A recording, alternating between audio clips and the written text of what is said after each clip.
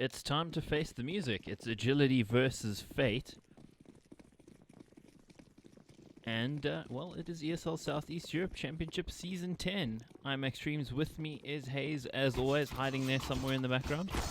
I'm not hiding anywhere, just waiting for my cue patiently to jump in. I thought I'd left you muted. Let me be honest. Let me just be super honest here, guys. So you were just trying to buy yourself some time then? Is that what it was? I was like, oh no. I started the intro without unmuting everything. That's okay. Anyway, we got a great game on our hands here. Agility versus fate. And, well, before I jump into really the juicy stuff about this game... Can I get your face on camera, bro? You can. I don't know. Am I even in... Yeah, there we go. Semi-decent position. Hello, everybody. Have you seen the new cache, Mike? They've released the new cache at ESL 1 New York. It looks amazing. It is very aesthetically pleasing. Very green. Is it? Okay. Well, yes. I haven't actually seen it, honestly. You know, I came out like 15 minutes ago, so you're okay. That's probably why. You know, doing stream prep and everything. But thanks everybody for joining us. Thanks to Pringles, Vodafone, and everyone else who's involved in making this happen, including Mercedes-Benz. They're not at the bottom, but hey, you know, we drive nice cars. They certainly do make nice cars. That's I said we drive nice cars. Well, I was going for a more honest approach. Yeah, we don't have Mercs. They did have an amazing F1 today. That's for sure. Spoiler alert. Jeez. Okay, bro. Sorry, man. I'm kidding. It's been about 4 hours. You need 4 hours. I'm sure that's enough of a grace period before you can start dropping spoilers. Indeed. Well, let's see if Fate are going to give Agility any grace. The new team in the championship, Fate, the defending champions. I don't think they're going to be merciful. This was the map that they won the championship in just a few months ago, and I imagine that they're going to be quite swift in their retribution here. Having said that, there are two different players here for Fate from what we saw last week once again, and it's going to definitely mean that they're not too well gelled here. Nikki and Sleepy. I can't remember exactly what the names were of the two players. We had one Jordanian. The name's coming back to you? I can't remember. I will check. Meanwhile, there's a fight actually happening on my side. 105 seconds as it's happening here. Way behind. Oh, geez. Okay, so the bomb is actually on the ground. Cemento taking a long-range fight here, and he gets rounded on by Double Magic. What a great backstab as we watch Cemento fall to his death. It's a 2v1. Aries, the only man left alive, and he's under some pressure here, Matt. Doing his best, but I don't know if his best will be enough. It's suddenly a 1 versus 1. How does this suddenly happen? And I think he might find this headshot. Duplicate on 15 HP, Aries on 32, and the 32, well, it just wins out there, Matt. I didn't think he was gonna. Yeah, that was very impressive. Agility take home that pistol round, and just a pity that I was so far behind in the beginning, but now that we're in sync, hopefully we're not going to be having that problem for the rest of the game. 1, go. There we go. Call me 150. Okay. I wasn't actually going to call you 150 because that would be like calling you like a rapper name or something. That'd be a bit weird, Matt. Okay, well, we just need to make sure we check time. I'm on 140. Cool. Sounds like we're decently in sync now. We actually checked the player roster. We were watching Num last week. He was the Jordanian player from. Yeah, that was one of them. And there was a second unfamiliar name as well. Was it? Wasn't Caliber playing last week? No, Caliber wasn't playing last week. And we got some time to check this out because it's just an anti-eco round here. Pretty much blocks across the board for Fate. Not really too much going in their favor this round. SMG's racking up most of the kills as well, so that's always going to bode well for the economy. Yeah, it does help, you know, when you whip a showing machine out and take it to work in the sweatshop and on Vertigo. Jeez. Ooh, okay. Oops. At least none of our sponsors are clothing sponsors, so I'm not in trouble, right? Yeah, you've got some free reign in that department, I think. Okay, good. I'm feeling better about that. I thought maybe I overstepped the line, but who knows? Agility with a nice start here, actually. Yeah. It's tough really to say, you know, at this level which side is actually favored. It always used to be T-sided, but I think it's actually shifted quite a lot since the changes happened about 6 weeks ago. Nice opening frag there from Double Magic. It's shifted quite substantially towards the CT side. Predominantly because of the way that they've changed those stairs towards the B bomb sites, just gives the CTs so much more control. yeah, indeed. And Fate did actually win the championship on a previous iteration of the map as well. So that's also worth taking into account, along with the fact that two players are different. Nade dunking there on Double Magic. He doesn't want them to do it twice. Risk might get traded out here, and he does duplicate holding the angle. That's a big frag. And that means that the advantage does remain in the Bulgarians' favor. Cemente looking to get aggressive here, and he's getting quite a lot of audio cues. That's the one thing about Vertigo. If you can control middle, you get a huge amount of information from the sound cues, and that's why, as the T side, you pretty much have to walk all over the map.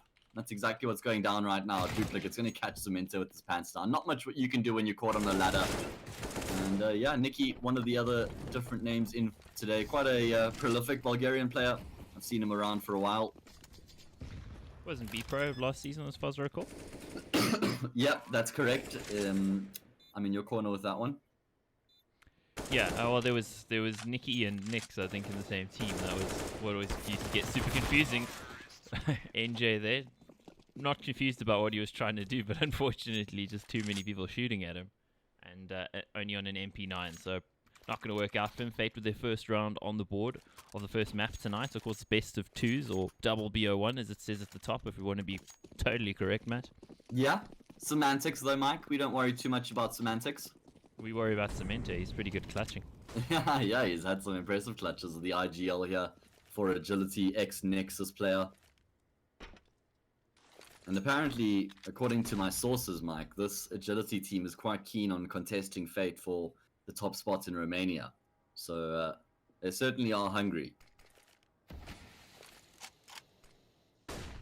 My sources are accurate, by the way. Are they? Definitely. Don't question my sources. Per sources, DK style. Ooh, that nade actually landing in Blitz's throat there. Going to be spitting out some shrapnel and teeth after that one. Blitz, though, replying. Whew. Trades. Double Magic here, trying to work towards the A bomb site. 1 minute, 2 seconds left on the clock here. This is the force buy from Agility, so they need to make something happen. Doing a pretty good job of it at the moment. It's still a 3v3, 2 rifles left alive for Agility.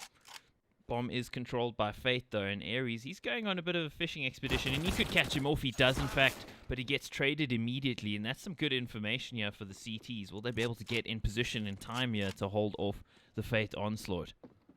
Yeah, they've got no utility or kits, though, so Fates are able to just get the bomb down here, find control of the sites. It's going to be so difficult for Agility to get back in, and that's why NJ is trying to make a play. Does a decent amount of damage to Sleepy, but the plants are still going to be found here, and that's exactly what Fate needed. Even if Sleepy goes down, it does leave Mar in a very winnable 1 versus 2. Got a flash to work with as well. Gets aggressive, and he knows exactly where NJ is as well. Rattling off those shots, giving his position away.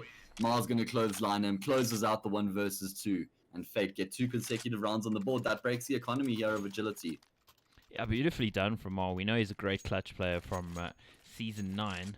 And I got to make sure that I get it right in my head the whole time, because I keep wanting to say Season 8 and Season 7. I've been doing this for too long, Matt. Oh, man, there's no such thing as too long, Mike. Oh, or I'm too old, one of the two. But, well, both of these teams young and hungry for success, and Agility, I think, been surprising us pretty consistently all throughout the season. Season's only a week old, though, of course. We're in week 2 right now.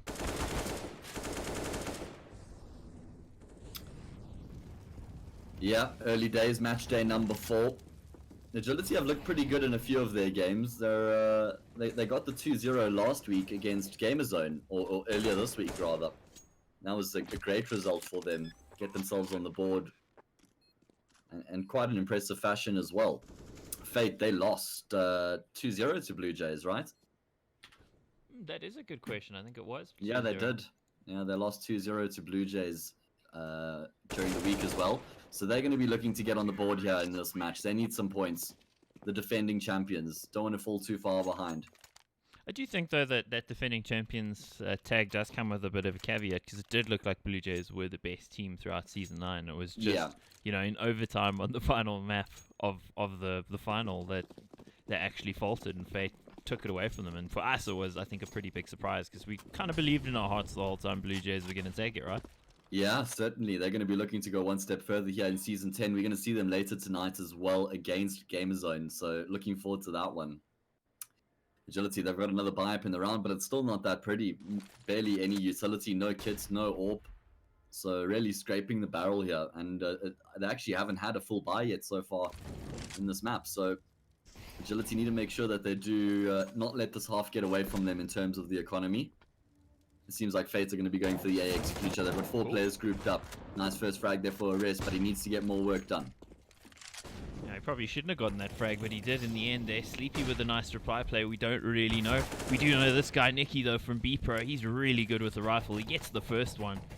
NJ has been fantastic for Agility. What will he be able to do? Surely going to get that one.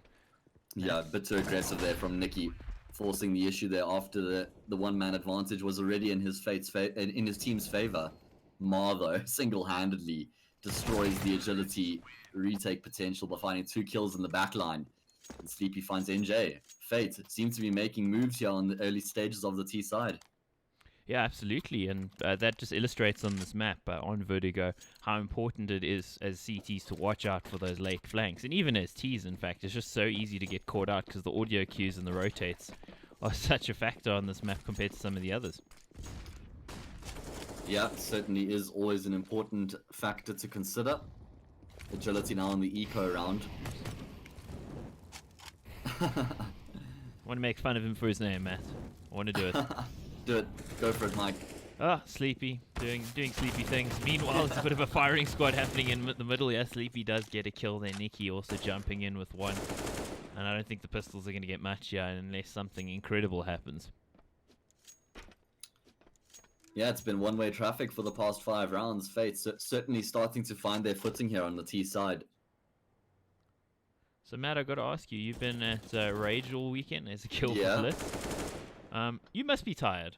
Yeah, no denying that. Tired, fatigued, and feeling a bit under the weather, but good Counter-Strike always seems to put me in a better mood. So hopefully that's what we're in store for tonight, and it can keep me going, Mike. Keep feeding me the energy I need. Yeah, okay. Well, I'll try and bring a bit of extra energy. I did just use it at the gym, but, I'll tap into it anyway. Do my best. You gotta go Hulk mode, man. You got this. Oh, yeah. Roided up, injected my bullshock, testosterone. I'm ready to go. Oh, damn. This is it. We're going all night long here, Mike. Oh, yeah. Meanwhile, So, Counter-Strike. Agility. Finally, they actually have a semi-decent buyer. They've got the AWP to work with. They've got the kits as well, but still they can't have a start to the round, which really gets them into a good position. Although that's a nice trade frag coming elsewhere on the map. Semente may get overwhelmed here. How is he actually able to get that kill? Sleepy in no man's land might get found out. He's able to get out of dodge just in time. The one-man advantage here for the Romanian side. They need to get back to winning ways here on their CT half, and it seems like they're going to be able to do it as they shut down Fate in middle. Oh, no.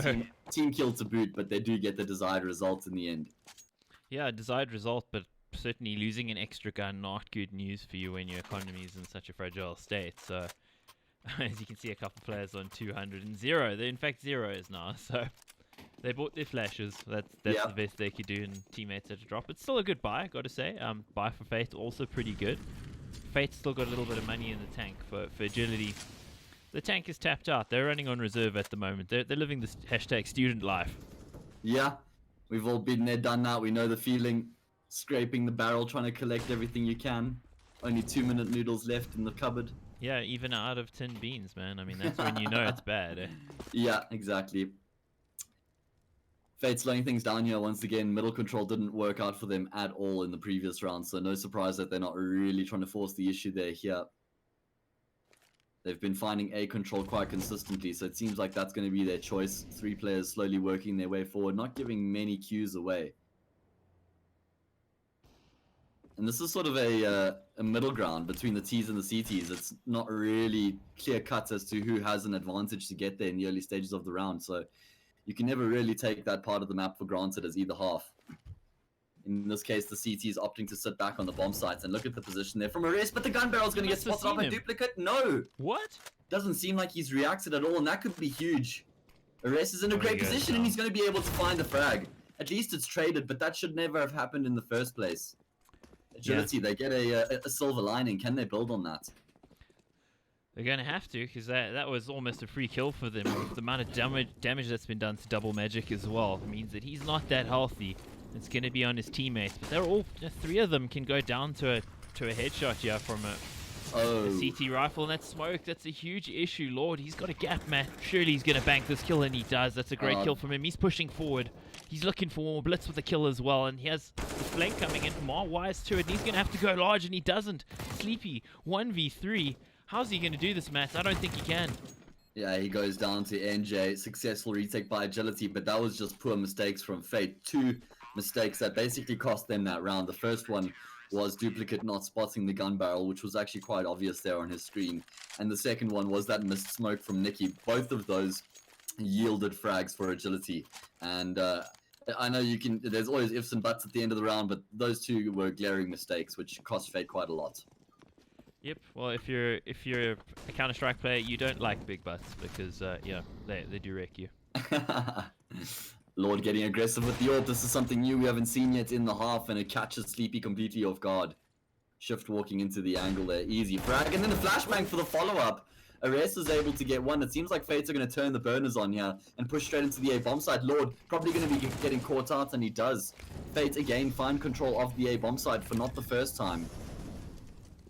Going to be getting that bomb down, turning it into the post plant. There's a bit of util here for Agility to work with, but they've been smoked again. No ways again. The fire leading to it being missed. Fate making life a bit more difficult for themselves, and it really needs to be. But when Mars landing shots like that, it certainly does bail them out of those sorts of situations. And it seems like Agility are going to be going for the save. They don't have much money in the bank, so yeah, Fate get back to winning ways.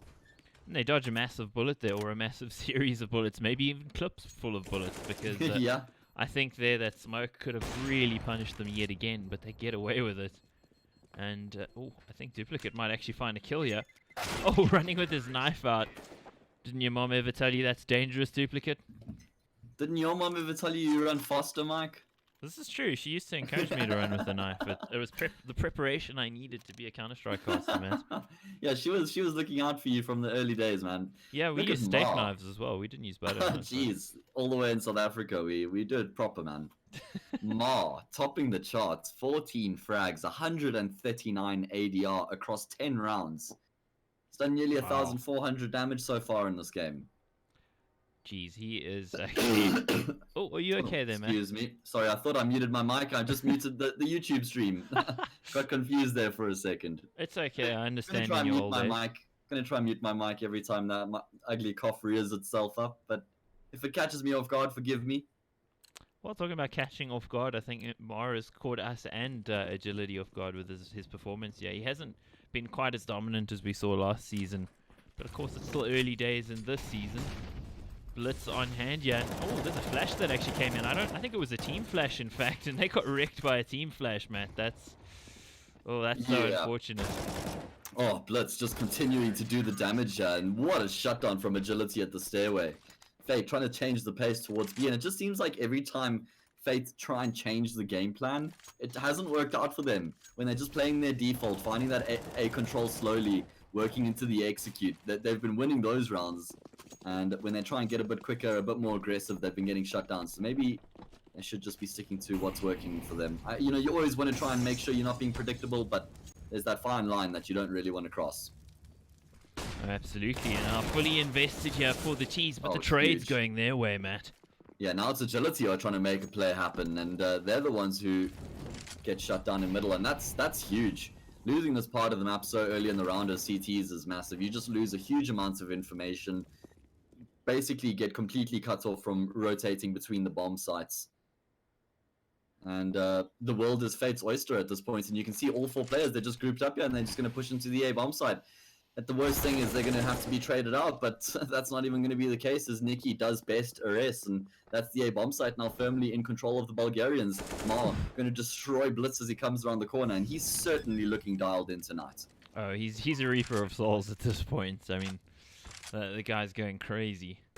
ENG's been probably the best player for agility so far throughout the season. Him and Lord, the 2 most impressive guys.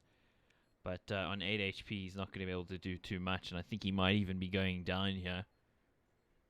Money actually okay for them, I think, courtesy of that round that they won without losing a player in the previous. Yeah. So I think they'll still be in with a buy, but it's still helpful to the economy to keep guns. And oh, could he actually get a free kill? Yeah, just depends on the timing. Oh, he gets it actually. Yeah, but they know now. They know where he is. I wonder if Fates are going to be forcing money, Nikki here. They don't really have the money. You're right. You can see that Duplicate slowly making his way forward, but he's not like wholeheartedly committing. He's going to come on the corner. Oh no! He takes him down through the edge of the server. At least it is still going to be a full buy here for agility, but that could have been an AWP potentially. Now Lord's on the glass cannon, so it does have its impact. Certainly so. Fate 7-5 up here on the T side of Vertigo. Oh, Duplicate. He's smart. He saw them try that earlier on, and he manages to completely circumvent that from happening. Cemente's got backup from his teammate. Gets a kill, in fact, does the in-game leader, but his teammate going down. Cemente, I think you need to get out of here, man. Yeah, he's in a lot of trouble. He has had some success by himself there after he's lost his support, but not something that you can consistently rely on. And now it's an early one-man advantage for Fate. How do they drive this one home? Seems like they're going to be grouping up towards this A bomb site once again. Arrest looking to get some information as he gets aggressive. He's not scoping in though. He's relying on that quick scope once somebody does come into his crosshair, come into his field of view. But he's going to get traded out here immediately. Double magic. Oh, I thought for a second Arrest might just have had enough time there to reset his aim. The trade comes through, and again, I'm not sure if Agility are going to be able to get back into this one. There's still so much util here for Fate to work with. 3 flashes and a smoke, to be specific. There's that kit on Cemente. He's going to flash himself into the bomb site, and he's going to find double magic as soon as that plant comes through. That means it's a 2 versus 2. Certainly a lot more doable here for Agility. 1 kit there, as I mentioned earlier on. Need to keep your eye on that if Cemente goes down. He's got the smoke, going to be going onto the bomb. That does give a lot more cover, but Sleepy getting aggressive catches him completely off guard. Usually as the CT, he's sitting back, waiting, making your way forward, not expecting such aggression. Now it's Blitz. Tapping the bomb in the smoke, and Fate, they're panicking, man. They're incredibly scared right now. The defuse is being stuck. Blitz comes around the corner, and he's going to spray them both down, but he doesn't have the kit. So he's not going to have enough time. He's going to go down to the explosion. Might just get rid of... Yeah, he'll be fine, but still, Fate win the round. You can see Blitz as a 1.6 player jumps when the bomb goes off. Doesn't actually help in CSGO, but we all do it because of playing 1.6. Blitz, they're selling the biggest dummy in the entire universe. I think their taps the bomb runs around. I'd like to have heard the Fate comms there on TeamSpeak or Discord. Panic, Must have been fairly chaotic towards the end, yeah. He's sticking it, he's sticking it. Oh, man. Anyway, Fate get across the line in the end. It's going to be a hard eco now for Agility. They've got that AK and Blitz that was saved from the previous round, so he has to be the playmaker here, and he does make the plays. Double spray down, and Cemente chimes in with one of his own. All of a sudden, it's Agility who are leaps and bounds ahead in the round. And Cemente is going to put the AK to good use as he sprays down Duplicates, a round in which Agility had no right in winning. They now look dead set to take home.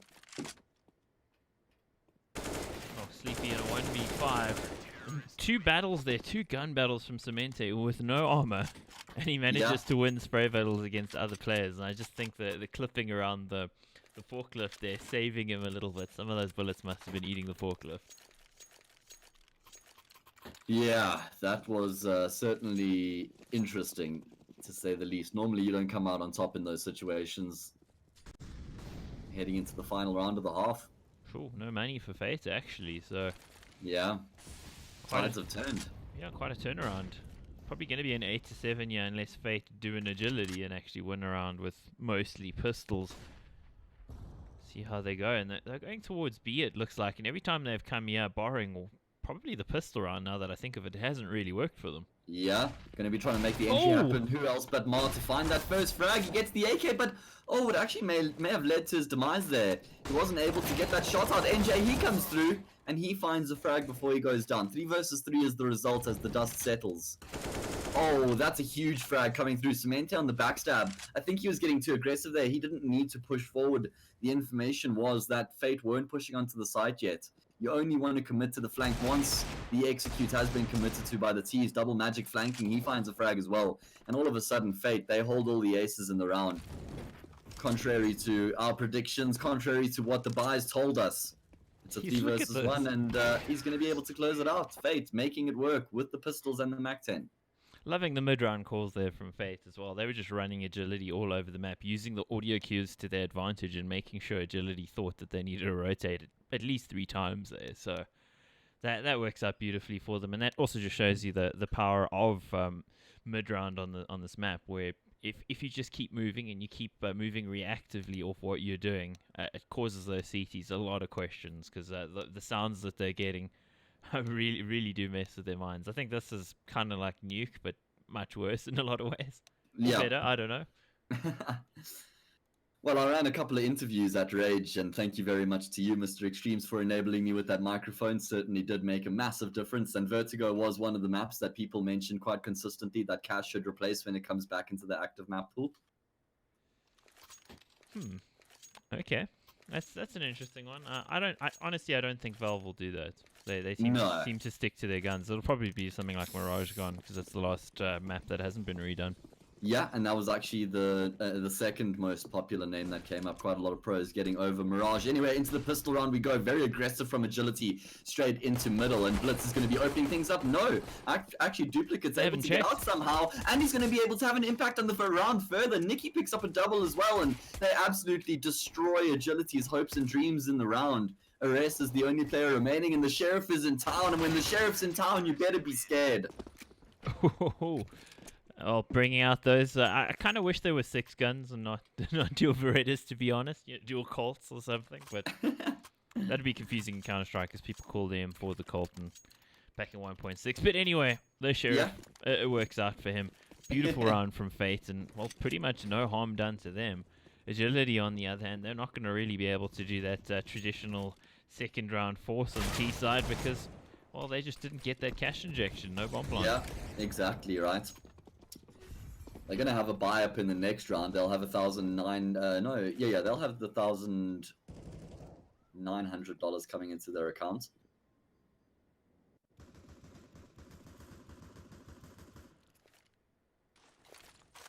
$1,900 sounds like a nice chunk of money. I could buy a new TV with that. Yeah, it's actually quite a lot. Gonna be seeing some damage being done here over at the A bomb site. Double magic triples up. Trying to get something done here with the pistols, just force a rebuy or something, do some damage somewhere, and finally Blitz is going to be able to land a shot, but it's the ace from Double Magic, the most casual ace that has ever transpired in Counter-Strike history. Yeah, that was super easy. Didn't seem to be much of an effort overall. Nicely done there for Double Magic. He does more than the double. He does all 5. I was wondering where you were going to go with that. Maybe the Penta? No, I wasn't going to risk it and get it wrong, you know? Yeah, fair enough. Agility. They're going to have to risk it here in this round, Mike. They don't have any utility to work with. 3 smokes, 2 flashes, and it's the start of the round. Oh, Double Magic actually connecting on a few of those shots. It looks like Agility are going to be getting towards this A bomb site quite quickly, and it's actually a perfect window of opportunity. Lord is going to spot the head out, commits to the spray down, and he does take Double Magic down through the wall. And that's also forcing the rotations to come through. Arrest is going to find Mar. And a huge couple of frags coming through for the Romanian side. Going to make taking this A bomb side a lot easier. Even looking to soften up their opponents as they fire off shots through the wall. But Fate have completely committed to the rotations here. And I'm not sure if Agility are actually going to be committing the bomb. They've sent Semente all the way onto the B bomb side. He's got a huge amount of information. And they're reacting to that. That's a ton of information. There's still 55 seconds. Fate are probably going to start suspecting they've been sold a fake bill of goods at this stage, but yeah, I think for them, there's not a heck of a lot they can do about it, and a lot of that's got to do with their economy, Matt. They've got money on 3 players to buy, but if they lose all these guns, it's really bad news, and they are going to lose all the guns, Lord. Jeez. Well, he is definitely not their savior, but he sure is their Lord, laying them flat. Oh, well said. That was really good. Agility. Look at the kill distribution within 3 frags, all 5 players. That's exactly what you want. And they get onto the board here in the second half. Nice mid-round call there from them. And Lord, once the bomb goes down, he's like, alright, my job's done. I'm just going to commit here, see how much I can, how much more I can find. And he gets all 3, and he survives. Beautiful work from him. Faith now fully invested. Yeah, and that's exactly, we're seeing the results of those frags. Sleepy going to get caught out on the angle by Cemente. And that's one of the rifles that's gone down now. Nobody's in a position to immediately recycle that either. The one player who is there is Double Magic on the AWP, so yeah, this is awkward now for Fate. Would have thought maybe it would be better for one of those pistols to go on that exploratory mission. Meanwhile, Duplicate doing his best. Yeah, he probably needs to get out 24 HP on him. That repeat was even quite ballsy. Cemente is looking to try to take him down. He knows that he has to be low, and he's going to connect on the dome. Great shot there. Cemente is starting to come into his zone here on Vertigo, looking for a second frag here over at the B bomb side. He's got some support coming through. And Molly's going to be forcing the AWP out. Double Magic having to force the issue as Cemente drops the smoke just to give himself some cover. The bomb's actually gone across to A, so it's all a fake here once again. And Fate have taken that fake hook, line, and sinker. Again, completely over-rotating. Oh, geez, why there? Doing his very best, and his best turns out to be good enough in the round. Takes down the kill, but it's 2 players that are pretty low HP, including that AWP. Nicky only on a pistol here. Should be able to pick up the gun. But do they have enough time, Matt? They don't have a kit, do they? Yeah, and I'm surprised that he's taking so long to make his way forward. Double Magic, the gun barrel gets spotted and means it's very easy for Arrest to prepare himself. Though Ma still getting damage done, and he knows where the final player is. NJ actually decides to use his molly to block them off on the ramp, which means he won't have it for the bomb. And Nicky's going to be able to take him down. Does he have it? I think he may, just by the skin of his teeth, Mike. Yeah, he does. That's Okay, so the fact that Nicky has a smoke means that Molly wouldn't have made a massive difference in the end, I suppose. Yeah, but in the moment we were both excited about it. I don't blame you, mate. Yeah. I was also like, whoa, a Molly! Oh my goodness! Usually you want to throw that on the bomb just to buy yourself some time. Yeah, well, that could have gone very, very wrong, but it goes right in the end for one team and very wrong for the other. That's kind of the nature of Counter-Strike, so... Tends to happen. Tends to happen. For somebody to win the round, somebody's got to lose the round. Double Magic. Ooh, on that angle, that was fast. Yeah, really quick. You could see that's exactly what he wanted, and he gets himself back onto the A bomb site safely. And Agility, they looked for that trade frag initially, but as soon as they weren't able to find it immediately, they back out. That's a point to Fate early on in the round here. How do Agility now work with this one-man deficit? Seems like they are gravitating towards that B bomb site. And just Arrest making that jump out is so much information now for that player above him getting the audio cue. As I said earlier, Vertigo is just, it's all about making sure you're fully aware of your audio cues. And it seems like the execute's going to be coming through to the B bomb side. All 4 of the Agility players, and Blitz has been able to get quite far forward here. I'm not sure if Fate are ready for this one, and he's going to find the double entry. That's exactly what Agility required. Duplicate, the first responder, at least eventually does trade it out, and he goes one further as he gets himself the double. 2 versus 2 here on the angle. Blitz finds the AWP. Well, Nicky in a tough situation. I don't know if he can win this match. He's taking fire. He gets the one. Shot. But NJ on the angle.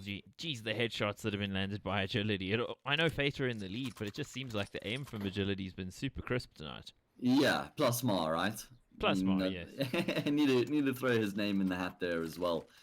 So Agility, they reset the economy, and it seems like Fates are going to be going for the force buy. They're in double save territory. A few players do save around, or it's actually a double Magic and Duplicate save around $1,000. The rest are fully committed. Duplicate needs to duplicate that frag, and he does! As he takes down Blitz as well. And all of a sudden, it's a massive advantage for the CT side in the way of numbers. Double Magic with his Desert Eagle's going to get a shot as well. Lord thought, all right, well, we need to make something happen. Let me try and open up the A bomb site, but he goes down. How are the pistols being so successful in this game tonight? Some great aim on display. Cemente, he's had some great aim with the rifles. Let's see what he can do. But in a 2v5, I don't know if it's possible. And we're talking about great aim. Sleepy, he ain't going to be sleeping on his aim. Yeah, Mike, you were asking me earlier if I'm a bit tired. If we're going to be seeing headshots like this all night, I don't mind casting for eternity. This is the stuff that we live for in terms of Counter-Strike, man. Absolutely, and another game that we live for is coming up at 7 with ESL 1 New York. That's Evil Geniuses versus Astralis. That is going to be absolutely lit. We'll definitely keep you guys updated on what's going on in that game all throughout. Do you know Evil Geniuses have not lost a map in Counter-Strike in the past 8 years? Wow, that's an amazing statistic, considering they've been in Counter-Strike, well, for the last sort of 3 days. It's Yeah, exactly. Got to make something of it though. Rest, he's going to go down here to duplicate. At least he was able to find 2 frags before he went down, meaning that he is going to be keeping that Fate economy in check. 13-8, and they draw ever closer to that 16th round. Agility struggling, stuttering here on their T side. And they're going to go for the force buy in turn. This could be the game set match on Vertigo if they lose this round. absolutely, and they're going fast, but they're going into the meat grinder. They're getting a hail of bullets, Matt. You can't do that anymore as the T side, Mike. You just absolutely cannot do that anymore. The CTs just see you so much earlier than you see them. You've only got the head to aim at. They've got the entire body to aim at. It's just so unfavorable to make a play like that these days. And Agility cost themselves so much by committing to it. Absolutely. I mean, the only way it's really going to work is if the CTs aren't aggressively pushing forward there. But that's such a gamble to make, because that's the default now, is the CTs over at B. Take that control at the start of the round. Very important that they do. Very aggressive here. And they could pay for this, Matt. They do. Again, Pistols winning it out. Yeah, I'm starting to become a bit speechless at this point. Let's see if Duplicates can bring the situation back into his team's favor. He's looking for the spray transfer and he gets it. That is huge. Sleepy on the opposite side of the map finds a frag as well. And normality restored. Quick flurry of frags put Fate back ahead here by 1. Though Lord with the AK, we've seen him do the Lord's work before. Nearly does it once again. The bomb now dropped in Fate's control, and it's on Blitz in the 1 versus 2. But Sleepy's wrapped around. So is Blitz though. He's actually coming through from CT spawn. And he's going to be catching Ma entirely off guard. Trigger Discipline does execute him with aplomb. And he's not going to realize that Sleepy is in such close proximity right now. As he comes around the corner, it's going to be an easy frag. At least the plant gets found, which means they're going to get that extra injection of cash. $800 per player will be the result. But Fate get themselves number 15. Wow. We're going to get that replay. I was really hoping for that spray transfer, because that actually short-circuited my tongue. I called it a... I don't know what I called it, but it's just like... watch the VOD. Oh yeah, I got to go back and watch that. That was an incredible spray transfer. And that really actually saved the round. Vertical. Absolutely is. Vertical on Vertigo. See what you did there, Mac. Meanwhile... Oh, yeah. Glad you picked up on that. Fate want to lay them flat on the ground. They want to lay them horizontal. Double Magic getting the first and doing exactly that before the trade comes in from Lord. And that's a huge amount of map control now found by the CTs. If you can successfully come out with that duel in the early stages of the round, it's massive. Agility now strictly confined to the B and middle part of the map. Unless they can work their way through mid and wrap onto the A bomb site, they don't really have any other options, of course, other than retaking it entirely. And that's why that Fates are now able to rotate all of these players across to B, and Agility have no choice but to go here. The perfect read coming through for the Bulgarians. Let's see if the frags are going to go their way as well. Oh, Cemento with the cheeky boost up here. He's going to catch Double Magic completely off guard. Nice little change up, but now they know that both of the remaining Agility players have to be in this part of the map. Cemento is going to have to go huge in the round 1 versus 2 with it all to do, and there's still so much time left on the clock. Jumps down. Try and fake them out, yeah. Do you think they heard that? I think they might have been too far away to actually be faked by that one. Seems like one of the players is starting to cheat out of the bomb site. In fact, both of them are going to be backing off here, going for the passive option. And I like this a lot from Fate, not committing to the bomb site. You know you have the numbers advantage. Cemente, though, going on an excursion. He's going to be going into Duplicate's crosshair. And he loses his head. 16-8. Fate make it super clean here on Vertigo. Thankfully, Fate found his head. And they found the victory, 16-8, as you said. We'll take a quick break. We'll be back in a bit, guys. Hi, I'm Pringles. And I'm Chips. Wow, Chips. Sick outfit. I didn't know you were a cosplayer. It's more of a protection thing. Pringles might come in cans. I now come in maximum leveled armor. Hit me. Nah, I don't think it's a good idea. Come on, hit me. Okay. Come on. Whoa! I guess Chips has left the game then. You ready? Huh? Hey, he's a good boy, huh? You ready? Huh?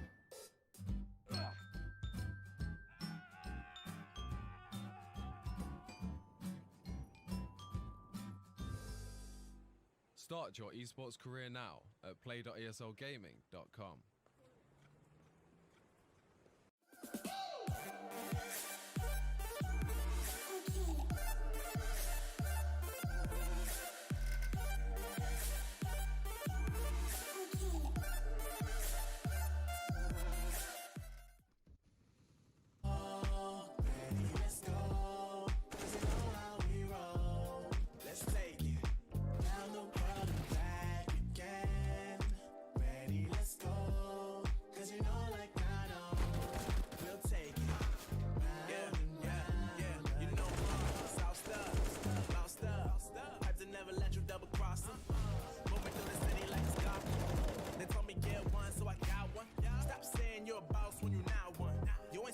Nah, you ain't lost none. All over the gram like you got a bag. You ain't big dog, we ain't hear none of that. I'm in the gym looking like a running back. How you know the flow got him coming back? Who I was in the past, I'm unattached. Only focus in this moment is bringing the summer back. Oh, respect my grind, elevate souls and I spread good vibes. Young divine, you know I gotta shine. Raise your hands for a good time. Aight. Drive until the morning, sleep until the noon. You said that you want it, so I got it for you. Let's all get together and show them how we move. We move, we move, bringing summer to you. Ready, let's go, 'cause you know how we roll. Let's take it round the world and back again. Ready, let's go, 'cause you know like I know. We'll take it round and round. Yo, hold up, let me switch my flow up. Back in high school, they were telling me I'll blow up. Doing talent shows and man, everyone will show up. Got in an accident and still made it for them to go nuts. You know what? I'm so what? I'm so That means I can't describe the way I vibe, the way I slide in with the rhymes that make the dimes all close their eyes and fantasize. Young divine calling their phone number. No, you know I love it. And you know me, I can't sleep without dancing beats on stages for everyone's gracefully. And I got the smile that they hate to see. Young black successful, though life gets stressful. Though life gets stressful, go and vibe out with whoever you next to. Live until the morning, sleep until the noon. You said that you want it, so I got it for you. Let's all get together and show them how we move. We move, we move, bringing summer to you.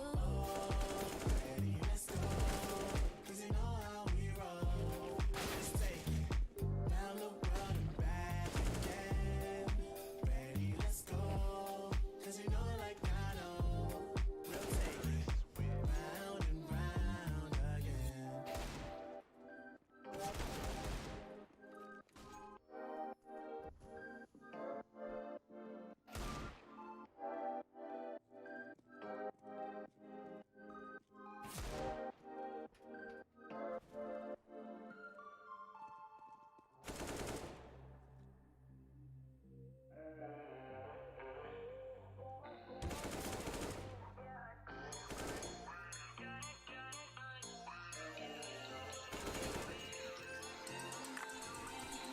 Said I'd find a way to turn my heart into something gold. I sold my soul to the devil long ago. I rode it all alone on your wave right before it broke. Time was thrown down the well, so I let you go. What I do,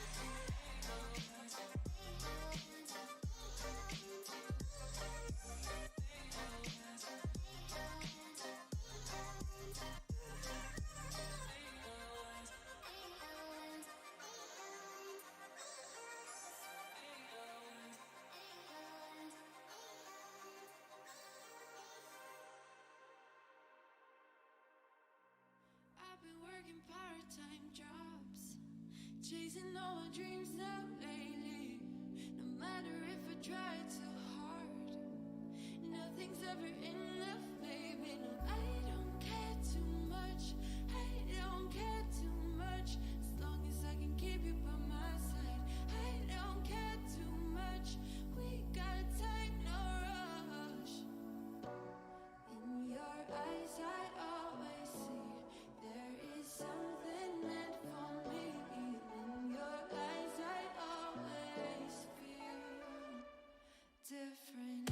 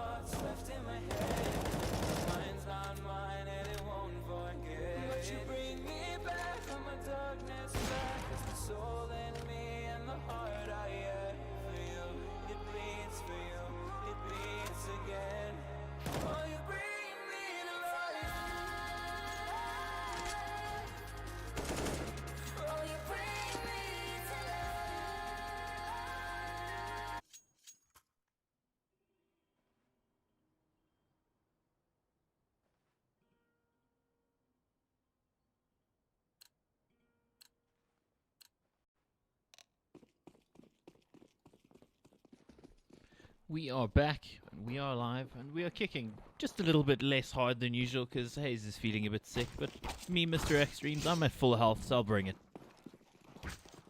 Alrighty, Mike. Well, I'm gonna do what I can. I promise I'll give it everything I've got. I just read something that was kind of disappointing, though, and maybe I should ask if I can talk about it before announcing it. Okay, maybe you should. ESL I nearly Southeast- just straight up did it. Sorry Oh, to interrupt you. And I was just like, okay, wait, maybe I should just quickly confirm before I go out and blurt this. Anyway, welcome. Yeah, welcome everybody. Good to see you all here. I'm looking into the the pools of your soul through your computer monitor. No, not at all. I can't do that. But well, if it was Fate, it would be possible. But there is a team called Fate on the server, and against them is Agility. Fate took the first map. That was their pick, Vertigo. It was pretty easy in the end. Agility looking to strike back on their map pick. They're on the T side, Matt. Yep, they are indeed looking to get aggressive here, up short with 4 players, and then leave that late lurk coming through long, and they're not wasting any time getting towards the bomb side. And Fate, well, they've committed to playing retake here on A, and that's exactly what they're going to have to do. Absolutely. Kill coming in there for Aries. 2 kills, in fact. He's just holding off short, doing a very good job of it before Mars takes him down, and he gets the second one, does Mar. Wow, picking up where he left off from that first map straight out on Dust 2, but still a huge job to be done, especially considering there's no kits. I'm not sure if there's one on the floor somewhere for them to work with. Sleepy aggressively pushing forward. As I said, they just don't have the time to work with. And Blitz and ENG going to be the 2 players to close out. Agility, get on the board here. No time to make it happen, but make it happen that do Agility anyway. Unfortunately, Faith, they're on the retake. I think disadvantaged from the first. They're going to be going for a save here. Yeah. Good to see. Good money management. I wonder if they'll come in with a full buy in the next, or if we'll see them maybe saving for AWPs. Guess we'll see how that one transpires. I wanted to say transpose, but that's a musical term. And, well, they're going to be looking to play some sweet music on the skulls of their opponents, our Agility, with these, the UMP and the sewing machine there, the MAC-10, got a couple rifles as well. Even got a scout out as well. Kills happening here towards shorts, and there's some money in the bank. The 600 kill reward pulling out the USP, and he actually gets the last kill, does Blitz. Yeah. Blitzing them in the end. Yeah, that was a 30-second round, pretty much over as soon as it began. Of course, Fate were just on the hard eco. Now they're going to have the weapons to work with. They don't opt for the double save, though, Mike, which means they're not going to have the most util to work with. They're not going to have an AWP. They don't have a kit either. So, yeah, this is a round that Fate are going to have to win. Otherwise, they're going to be facing down the barrel of that 5-0. Let's see. Very aggressive out of long here. Agility are just pushing straight through. Lots of damage has been done, but nothing fatal until Duplicate destroys Arrest. Blitz looking to push through with the MAC-10 off the back of a flashbang, and he does come out on top, and somehow he finds the 180 swivel onto Duplicate as well. As the dust settles on Dust, it's a 2 versus 3, though. NJ sleeps sleepy, as it would be. Wow, tucked him in gently. No, not gently, violently. Smothered him with the blankets.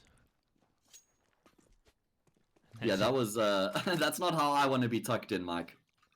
Wow. Craziness, absolute craziness there.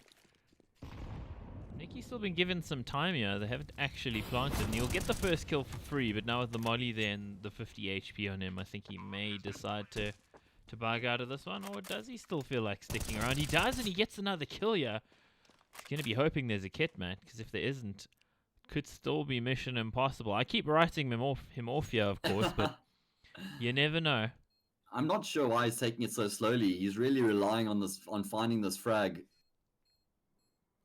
Ooh, in a very short space of time, and Cement is actually going to get around the corner, and I think with that he wins the round. Yeah, Times has repeat there perfectly. Agility go up 3-0, they win the gun round. And they start to find some steam here on the T side of Dust. It's been very aggressive from them so far. In all 3 rounds, they've literally just pushed straight either through long or through short. And I wonder how long it's going to be until we see a change of pace.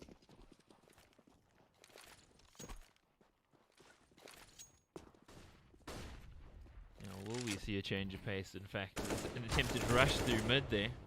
Where he's on hand, actually kills the player towards short, gets another one, gets a third in fact. Shots. It is just the pistols he's going up against, but that was some snappy aim. Always makes for an entertaining sequence. And Agility just looking to really put as much distance between them and Fate as possible here. Frag coming through at least, which means there's going to be a rebuy. Not the most money on Agility, even though they've won 3 consecutive rounds about it before. They don't have a huge amount of bank to rely on. And now we're going to be seeing that first full buy round for Fate. They're going to have the AWP. They're going to have a wealth of utility. They're going to have a kit or two as well. And this is where they need to get themselves on the board. If they lose this round, the half starts to spiral out of control. Quite right, could get out of hand very quickly if they don't bank this one. Off in the hands of Double Magic. Let's see if he can be influential. Doesn't have a kill yet. So, oh, there we go. And as I say that, he's on the board. Words barely left my mouth. Barely escaped my lips, Matt. Nice aggression coming out there from Double Magic with the boost. And now they're going to continue to commit to an aggressive hold here. 2 players from Fate, while Duplicate watches the cross at long. So it is heavy emphasis towards short for the CT side. You either need to control short or long in the early stages of the round. And they've opted for long, for shorts, especially since they found that early frag. And it seems like Agility are going to be going for a late long take here. Flash through the doors allows those players to get through, and they're going to be getting a huge amount of information. It seems like Agility, they really like playing the numbers-based game here on the T side so far, so we're probably going to be seeing that sort of theme transpire for the rest of the half. What was the score on the first map? Was it 16-8? It was 16-8, yeah. Always good to know. Blitz, of course, not going to be taking part in this round. And time is starting to run out. Those nades could do some damage. In fact, the nades in reply are doing even more. Oh, it hasn't been spotted, though. Doesn't get a kill, though, Matt. Yeah, and Double Magic deep in the bomb site. It's actually going to get found out by Lord, who's continuing to aggress here with the AWP. Agility actually going to get the bomb down and then turn this into the post-plant situation. All things considered, it's looking pretty good for them. On the fringes are these Fade players waiting to make their way onto the bomb site. That Molly's going to be forcing a few players out of position. Ma finally comes good with the frag. And now they're going to start to pursue the bomb site, start to push forward. Lord, he actually lands that shot. Cemente up close, trying to get the work done. There's a catch here on Nikki, but the bomb's planted for long. NJ eventually going to go down. Wow, trades back and forth, left, right, and center. Fate eventually come out on top and get themselves on the board. Ooh, that was very close. 16 HP on Nikki, so that could have gone either way. Fate, though, will be, I think, just drawing a breath now and trying to calm down after that. There we go. In fact, tactical timeout, exactly what I thought they might do, because when it's that close, the heart rate's going to certainly be up through the roof. Look at Arrest, 166 ADR in 5 rounds. Blitz, 137, 14 frags between the two of them. So they've certainly gotten off to a good start here on Dust 2. And Fate's economy is going to be hurting. They're not going to have the best buy in this round. Probably a couple of SMGs and FAMASs. I'm not sure if Nikki even saved that AWP. I think he did. So at least they're going to have that to work with. On the other hand, Agility, they're going to have a full buy, I'm sure. So this is still a good opportunity for Agility to win the round, reset that Bulgarian economy, and continue to surge ahead. Absolutely. Surging forward is Blitz. He died first last time around. He's the crewman in the red shirt. That's how it works in Star Trek. Yeah, got to commit the no-namers first. Oh yeah, absolutely. He's the token friend in the horror movie. Oh man, Cemente destroys Double Magic, and that's the AWP that's been dropped as well. And Cemente is just going to continue to charge forward onto the A-bomb side. He gets himself the triple nose robbed. NJ in the 11th hour does take the frag regardless, though. That's not what matters right now. That's not what Cemente is going to be focusing on. He's just happy to see these entries being racked up. No trades coming through. And Agility gets straight back to winning ways. As I alluded to at the start of this round, if Agility can win it, there's going to be no money in the bank for Fate. Yeah, and Agility continuing to surprise them this season. I don't think it was surprising on Vertigo that they didn't really have that much in terms of a game plan, I'd say. But here on Dust 2, we've seen them do pretty well so far this season. Yeah, I think this is the 3rd time we're actually seeing them on Dust 2. Still got to remember way back in the qualifier just a couple weeks ago. I say way back. Before he's going to go down, yeah, Blitz gets him. Red shirt crewman lives through the round. That's not how Star Trek's supposed to go. Anyway, it's one of those.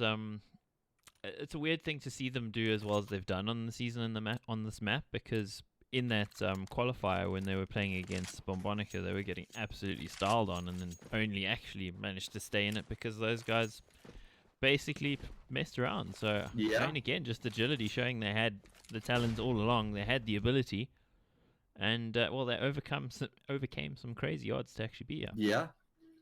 They played against Gamer Zone on this map as well and beat them 16-11. So that's a really impressive win. All going for the taser, not going to be able to connect. That's unfortunate.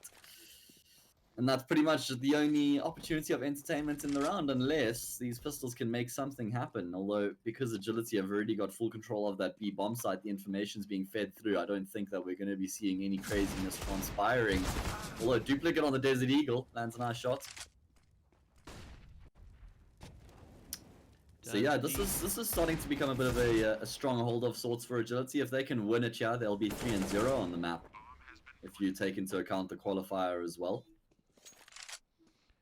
Yeah, that is true. It's keeping everybody, well, aside from Ares, alive in the round. It's pretty good for the economy as well. Fate, well, they got to strike back, man. They got to do something. I wonder if we might see double AWP here. Not so far. I don't know about Sleepy. You don't know the player enough to know. Maybe they're busy debating it at the moment. Actually does go for a regular buy, so guess not. Double AWP on the T side, though. Yeah. Looking to just try and find some early frags. So as I say that, it's very aggressive. NJ, he had the spawn for long, but he gets mollied out. So now I'm interested to see how they try and utilize this double AWP heading into the mid stages of the round.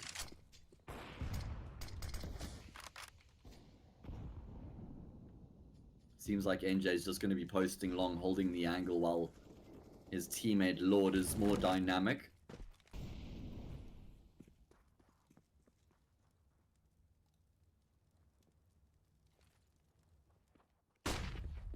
Trying to Pop get that out of comes luck. over the top. Oh, Cemente finds Duplicate completely blinded up. Almost impossible to avoid the flashbang as the CT in that position. Need lightning fast reflexes and agility. It seems like they're going to be able to make their way across onto the safe bomb site. They get themselves through short. Do they have enough smokes to cross? Yeah, they do. Nice smoke there, blocking off CT entirely, and that should be enough for Fate to commit to the save, though Lord still doing damage above the smoke as he takes down Nikki, and that's round over. Probably was before that frag anyway, but still making sure that Fates aren't going to be saving those extra weapons.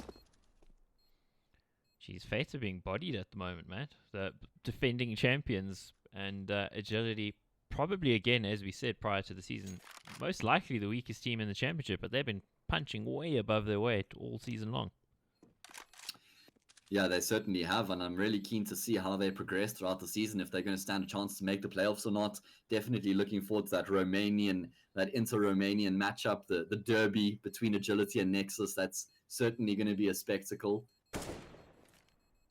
But let's not forget that Fate seem to be chopping and changing players quite consistently. Nikki, as I cast my mind back, I think it was Sleepy and Numb, the two players that Fate played with earlier in the week. But we don't have Numb today, so it's just quite clear that they don't really have a set roster yet. Yeah, trying to swap things around and hopefully find, I guess, the magic winning formula. That Yeah. would be my guess, at least. We saw that from Locastic, though, last season, and that didn't really work out too well, though, did it? It did not. Remember Locastic changed quite a few players throughout the season consistently, Yeah, and it's just, they were never able to really form a base because of it. yeah. After having the season prior, quite a fantastic run. A lot of great teamwork Exactly. going on. Blitz there, red shirt crewman, 11-3. It's red because it's other people's blood. Oh man, that's it, right? Got to paint yourselves in your enemy's blood. That's sends a strong message. Cool. Okay, well, don't tell anyone in America about that. Jeez, Fate looking to get back into winning ways here. 7-1 down. They don't have the AWP in the round either. And still the double AWP is being persisted. Or rather, the double AWP's persisting here for Agility.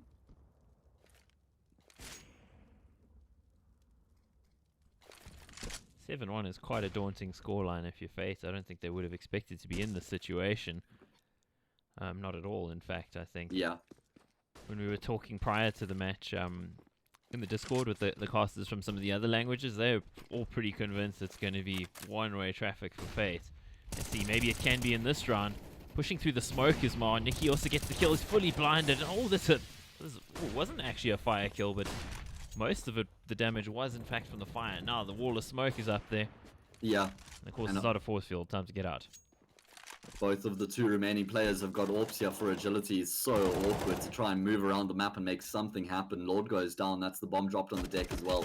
Duplicate all the way back in T-spawn is going to find an easy frag. And finally, Fate are able to make something happen. They keep 3 players alive as well, which means they're going to be able to start building somewhat of an economy. Absolutely. And, Interesting they weren't actually able to recover any of those AWPs. Yeah, that's quite unfortunate. Still an AWP for Lord, so he's going to continue to have free reign. And it's going to be an aggressive long take here from agility. Once again, it's worked out a few times for them, so they're going to continue to persist. Some flashes in return coming through. Double Magic looking to take the fight, does come out on top, and that means that Fates have actually got quite a significant numbers advantage, considering that there are still 2 players locked in the doorway. NJ hoping that he's going to continue to go undetected. Takes down Double Magic, who is super low, and he knows that Duplicate is in the corner. Is there a flashbang to come through to assist him? He's just going to continue to jiggle peek. And he Does he see times the the bomb? shot perfectly. That's the bomb drop as well in such an awkward position. Blitzlow trying to still make something of the round, although he's going to have to go huge in this 1 versus 3. Gonna be tough for him. He's had a good time of it so far on this map, though. I think if anybody can do it for this team at the moment, he seems to be the one burning brightest. This angle, though, from Duplicate, it's so difficult because his gun and his shadow will give him away. And it's pretty easy in the end there for Duplicate. Now 2 rounds in a row. Fate able to duplicate their efforts of the previous round. But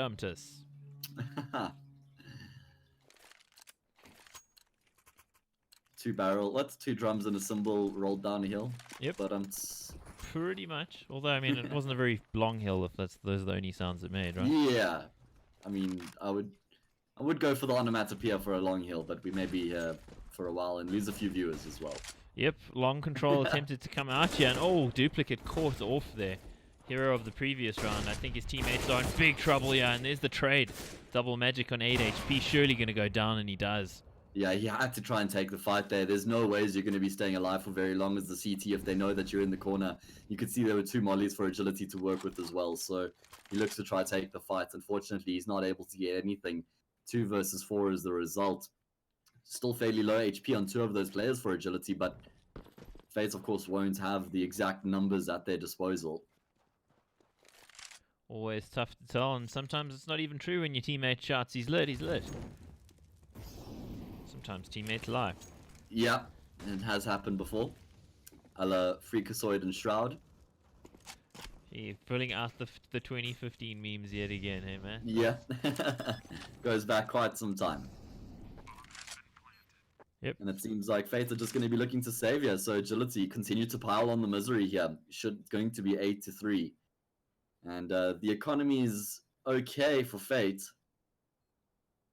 I think they're going to have enough for a buy, but As long as they they're keep the certainly guns. going to be expending everything. And yeah, that is an important anecdote. They need to keep the guns if they're going to stand any chance at mustering up a buy in the next round. Yeah, if they don't, it's... Oh, Cemento, are you looking at your... I thought he might shoot his teammate there, because it didn't seem like he was actually checking his minimap for that peak that he went for, so... It's always the worst if you're the low HP player and one of your teammates shoots you. Yeah. Feels bad, man. Yeah, I'm usually the guy shooting the low HP Yeah, player. no, I've been on the receiving end of that a couple of times. Well, 3-8 at the moment. Fate, I think, a little low HP across the board in most of these rounds. They've been being wrecked pretty comprehensively. They won 2 in a row, and the reply immediately from Agility. Agility winning for half already. Nikki, well, he can't see a thing. But Wow. Can he see anything? No, he can't. He's still able to get some shots off, and he keeps himself alive.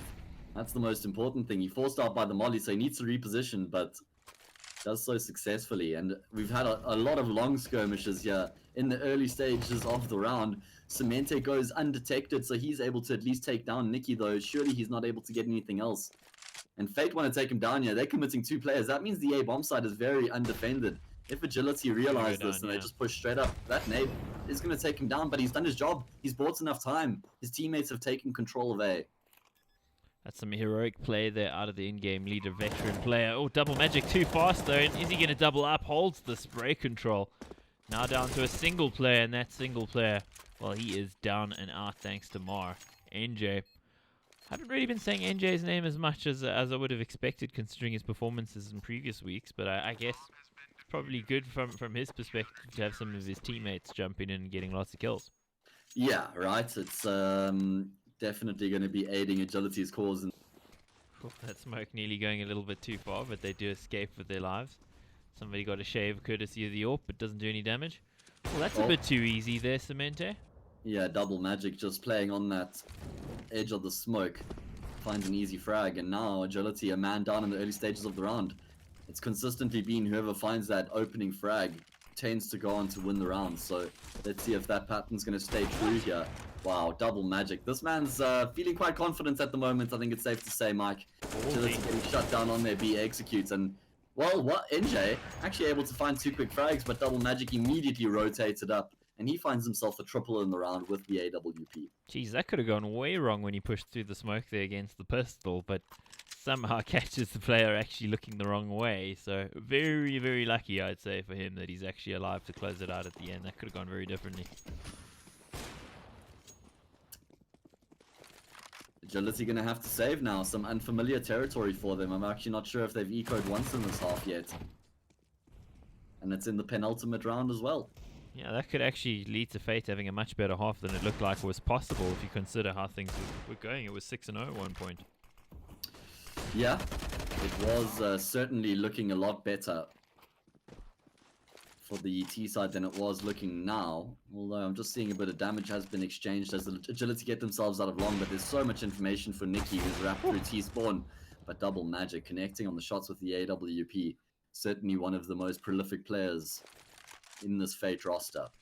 I think he's also the AWP from Season 9, where they were Yeah, he is. victorious, that we were kind of not really hailing as much as the others, like guys like Denny's Law or Zello. Yeah, kind of difficult to be classed in the same box though. True. But yeah, I think he's certainly shown he's got some skills. Yes, agreed. I think he's the IGL as well, if I'm not mistaken. I could be totally mistaken. If you have better information, then please let us know in chat. I seem to recall that being the case, but yeah, do let us know. We do appreciate you guys all being here. Yeah, 8-6 final round of the first half. Fade looking to take this momentum into the second half, and it seems like since they've been able to best the long duels, they've certainly turned the tides in this half. They've just found way more success as they get that part of the map. Well, shut down in a fairly emphatic manner. Only 3 left alive here, and they're going to get squeezed as soon as they make a move. We're trying for the boost, and they could get hosed down through the smoke there. Oh, it's not a force field, boys. NJ with 1, but surely not going to get too much more out of this, Matt. I don't see it. I don't believe, Matt. I don't. Hashtag believe. Burning Red wouldn't be proud, Mike. No. But always stay true to Burning Red. Yeah, definitely not going to be able to. They've left him to his own devices, of course, because I mean they've got the bomb, so there's not really that much to. Or do they know they have the bomb? Actually, I don't think they do. Shouldn't be changing the course of the round all that much. Double magic closes it out. He had a really late flurry there in the half. He must have picked up about 8 frags in the past 3 or 4 rounds, I think. Yeah, it does feel like it. He had that triple, double, and double in the past 3 rounds, I think. So that's 7 frags. So he certainly did pick up his game there with the AWP. Definitely one of the turning points in the half. Yeah, I think that certainly helped them out in a big way. 8-7 when it could have probably been 10 or more. In fact, hey, if you'd asked me 6 or 7 rounds into this game, would it be 10 or more? I'd have slapped the money on the table with no hesitation. Yeah, I probably would have backed you on that decision as well. Indeed. Well, looking at the scoreboards there, 3 players on either side in double digits, and why wouldn't they be? It's super close. It's 8-7. Blitz with a great start, but in the last few rounds actually not picking up any kills. So he was on 12 at about round 12 himself. So yeah, not having quite the same level of impact, and that's kind of bears out in the fact that Duplicate I think only had 2 kills before. Duplicate and Double Magic were pretty low on kills before suddenly just getting more. Meanwhile, we're going back into the T side. Yeah, Sleepy the man there trading a little bit of gunfire. Aries, he smells a rat. He's just gonna go and have a little sniff a bit closer, Matt. Oh, is he going to continue to push forward here? He's going to actually get the information, destroys double magic, but the trade is imminent. He does go down. And off the back of that, Fates are just going to push and try and bully their way into this B bomb site. Blitz has stayed true for a while. Can he find a frag? Yeah, oh, what a great second shot. And he's going to get the triple as well. No, Cemento robs him. The man who threw in that money flashbang wants to be part of the action as well. And he knows exactly where the last Fate player is. What a fantastic start to the half for Agility. Ideal Bar any start for them. disasters, they should be making this a 9-7 halftime scoreline. They hold control of the bomb. Duplicate's got a massive job on his hands right now. Yes, he does. He's going to have to quad kill here to actually win this out, and they seem to have an inkling of where he is. It's enough time that's actually transpired here for them to know that he could be coming in. He is coming. The Reaper of Souls, it seems, takes down Blitz. Blitz was a hero in this round. It's going to still be down to Duplicate to be the hero. Yeah, Lord. Well, lordy lord, what's going to happen, Matt? I don't know. 33 seconds left. Duplicate. Oh, he spotted him out. Probably needed an instant headshot. Is this possible, Matt? Can he do it? Well, he's going to have to make something happen right now. He does find Lord. He's tapping away onto Cemente. He's only on 1 point of health, but he only needs to connect on 1 bullet, and he's going to take him down. Duplicate clutches it. Oh my word, Matt. I did not see that coming. I was writing him off. I was talking him up, but inside I was going, no chance. Absolutely no chance. But oh my goodness, quad kill there for Duplicate. He doubles. What does that do to the psyche of Agility as well? That's got to be absolutely huge. They've now lost, I think, 4 or 5 rounds consecutively. And that was the moment for them to get back to winning ways. They had everything in their favor. I, too, completely discounted him from the round. And he proved us both wrong. And I think probably a lot of the people watching the stream as well. Duplicate with a fantastic clutch. And off the back of that, Fates are going to have a massive wave of momentum and confidence behind them.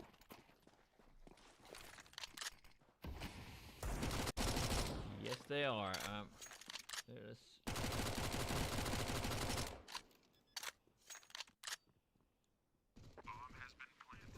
So, fairly run-of-the-mill round here as Fate get control against the Eco. Racking up a couple of frags with the SMG is always nice. Get the extra money, $600 per frag with that Mac 10. And it seems like Agility are going to be investing in the round.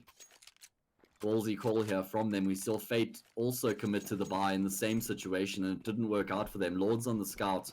Not too much utility, no kits, and personally I'm not a big fan of this. Go for the double save, get the double orb, make sure you've got all the utility in the world, but maybe they can make it happen with what they've got. Absolutely. Oh, there's a little scout tag coming in. Shot. In a kill, in fact. Could he get another? Wow, Lord is so quick with that gun, man. Yeah, and Fate's not able to get anything in return. Blitz is just going to swing wide, and he takes down both of them. What a fantastic start to the buy round for Agility. Yeah. I'm going to actually keep all 5 players alive. That's could not have been better. Certainly not. I mean, like, I'm just trying to think what scenario could have been better. But nope. Maybe Lord trades out the scout for an AK. That's about as much as I can go for. Yeah, pretty much, I guess. Blitz, though, does have the Martini livery SG. Yeah. That's the Porsche livery there. Always feels good on the CT side. Fate, do you have enough money to reinvest and go for the buy here? But they don't have any money remaining, and they don't have much utility. So it looks like they may commit to a basic strategy, potentially just that B split where you need the one smoke to block off CT, a flashbang through the doors. But it's not going to be anything too extravagant. There won't be any fakes or anything of that nature. And NJ just straight up sprays Nikki down through the smoke. And that's the bomb very far away from any other of the Fate players. Wow. Oh, jeez, okay. Duplicate's got to get something here. They need to get something out of this round. That gun is an absolute laser pointer, but I think Cemente's going to have the help of his teammate for the flash. Flash doesn't do anything, but he doesn't need it, Matt. Yeah, still able to come through with the frag, and now Sleepy is the only player remaining. He needs to find some frags here. His chances of winning the round are not great, but he needs to do some damage to this Agility economy. Nope. He's not going to be able to, so Agility, they pull ahead 10-9 here, and that means that Fates have only found 1 frag in the past 2 rounds, of which both have been buy rounds. Well, that's got to be a bit worrying. Yeah. Agility reaching double digits here, and they're certainly going to be getting a bit more momentum. They were in such a powerful position in the early stages of that first half, but that was all completely undone. 7-8 was the halftime scoreline in favor of the Romanians, but now they get their noses ahead once again. And it's going to be an eco for fate, and it's just a blender in middle. NJ holding down mouse button 1 gets the triple spray down. That's quite an angle to get the triple at as well. I couldn't have seen much more than the head, so... Luck or skill, I don't know. Probably skill is what I'd go with. NJ's shown himself to be pretty proficient with the rifle. And now only a P250 left alive. Oh, and it actually does bite Lord there, but surely not going to get anything else out of it. Blitz there, executing him from range with the SG. And 11-9. You think back to that pistol round with the heroics that came out of Duplicate. Hasn't actually come to that much. Yeah. And that's quite unfortunate, right? Because normally you want your team to feed off of that. Gain confidence. Anyway, still, of course, not all set and done here. Still very even. This buy round's going to be indicative as to what sort of direction we're going to be heading into for the rest of the half. Are Fate going to be consistently challenging them, or are Agility just going to continue to pull ahead here? Good questions. You ask good questions, sir. Just an update on Astralis Evil Genius. I saw the match time was set for quarter past, but it's moved back to quarter to 8 CEST, so it hasn't actually started yet. I don't think they've even done the veto. Yeah, no surprise. Generally, grand finals do take a bit longer than expected to get ready. Bit of build up, you know. Got to do a light show, get a DJ in. Actually, I didn't watch it. Sorry, we've been casting, so Yeah. I'm just making fun, of course, because people do like to meme on the DJs. Yeah, it has become quite a thing. Oops. Oh, going for the boost there. And actually, I think they did land a little bit of damage. R on 42 HP. Well, we could be catching that. Actually doesn't go down, thankfully for him. Yeah, chunk of damage has been done, but he is still alive, and that's the important part. Lots of utility being used here in the early stages of the round, back and forth between these two teams. Agility with the stronghold on short between Lord and Blitz. Double magic. He actually has to push through the fire there, and he commits to his death. He gets a lot of information off the back of it, but what do Fate do with the info is the big question right now. Beautiful timing on the use of the molly as well, just forced him into their crosshairs. Either of them were going to get that kill, I think, so Yeah. Blitz gets to stick around, yeah, and sit behind that smoke and dare any of them to actually come running through. Oh, Duplicate nearly finds the kill there. He's fighting in AWP range, Matt. That doesn't seem advisable. Turn, Mar, turn, and he does! Oh, he's so fortunate that Blitz actually rattled off a couple of shots. He was completely blind, went for the timing shots. In Fate, they get themselves into a position in which they can actually execute onto the safe bomb site. Lord actually finds one before he goes down. NJ picks up one as well. The long player needs to have an impact. Duplicate, he was hoping to just try and be that extra angle of attack, just take down the bomb site player while his teammates got control, but unfortunately he needed to do more than that. And Agility, as that execute commences, they just mop up the players. Yeah, I think the timing there from Duplicate was just way off, and unfortunately. Of course, they didn't have a smoke down in CT either, so he was essentially going to be dry peeking. So I don't blame him for maybe not just rushing out there. But Yeah, fair enough. But it's, yeah, unfortunate for Fate. They seem to have somewhat of a CT side, but T side so far, it just seems to be a lot of sporadic pushes around the map without, I'd say, the necessary commitment or the timing to actually pull them off. Yeah.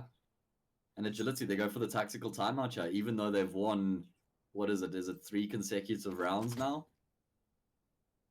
To go for the tac timeout, it shows a level of maturity. Yeah, absolutely. And again, got to commend them. They've certainly come a long way since just a few weeks ago in the qualifier where they looked at 6s and 7s on this map.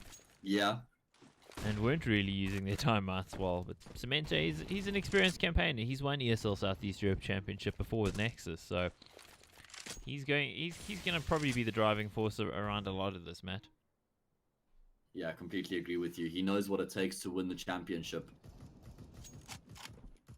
Going to be the eco here for Fate. Let's see if they can make anything happen with these Desert Eagles. Blitz picks up 2 and gets out of dodge. Of course, you don't want to be hanging around too long. You don't want to give those T's an opportunity to trade. Takes the passive angle. Agility win the round, keeping all 5 players alive. And look at their economy. Starting to look really good. Geez, that has swelled to some pretty big numbers. Can certainly buy a nice car with that money if they needed to. Yeah, Escape if dust they can't, carpooled everything. Gotta go the Range Rover though, hey? I mean, it's pretty dusty on dust. Oh, on the angle. Double magic with the trigger discipline there. Didn't shoot at either of the two players who jumped across, and Lord was hoping to come out on top. And they're just going to push straight through middle now. But NJ's got the angle, and he's got the spray down. Instantaneous headshots on the second player. And it is going to be Double Magic who preempts the flank, and he's absolutely correct. What a call from him. 3 versus 3, and that's a really big frag because it gives Fate so much more space to work with on the map. Certainly does, and it's well needed. The game is just about gone from Fate, so they need to bank this round. It's super important. NJ showing how impressive an SG actually is in a defensive player's hands. It's such a good gun at those sorts of angles. So, yeah, pretty good thing CTs can't buy it, man. Yeah. Going to be the bomb going down over at A, and Fate, they've got a firm grip on this bomb site. They've got short control as well, but the timing might work out against Double Magic. No. Able to reset, get his aim in position in time. Just too fast. He is like Sanic. Yeah, certainly can't challenge that man when he's in form. And I'm not sure if Agility are actually going to be even going for this. They are on the bomb site. There's a smoke to work with for NJ. Going to tap the bomb, but a team TK. kill actually comes through. So that's going to be Fate getting back to winning ways here on the T side, making sure that Agility don't get too far ahead. Yeah, well done out of them. 13 to 10. Double digits finally for Fate. Let's see what they can do now on a full bite. They got the SGs, they got the AWP, they got all the nades they can possibly need. They need some more rounds like that, man.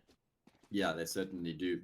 And they need to build a bit of momentum here on their T half as well. I think Lord was super confused there why he doesn't have the AWP. You see him throwing the M4. Yeah, a little bit of a mini fit. Like, guys, where's my AWP?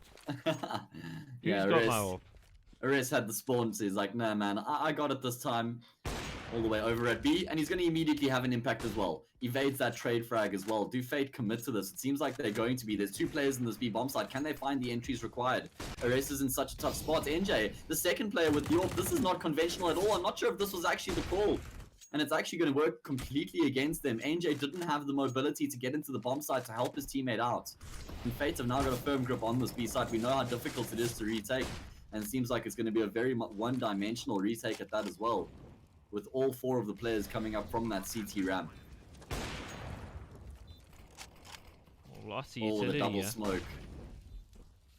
Now that's a bit of a Bit of a problem. miss. They needed Yeah. to hold on to that second smoke, or maybe block off the tunnels. Just trying for the spray there, the spray and pray.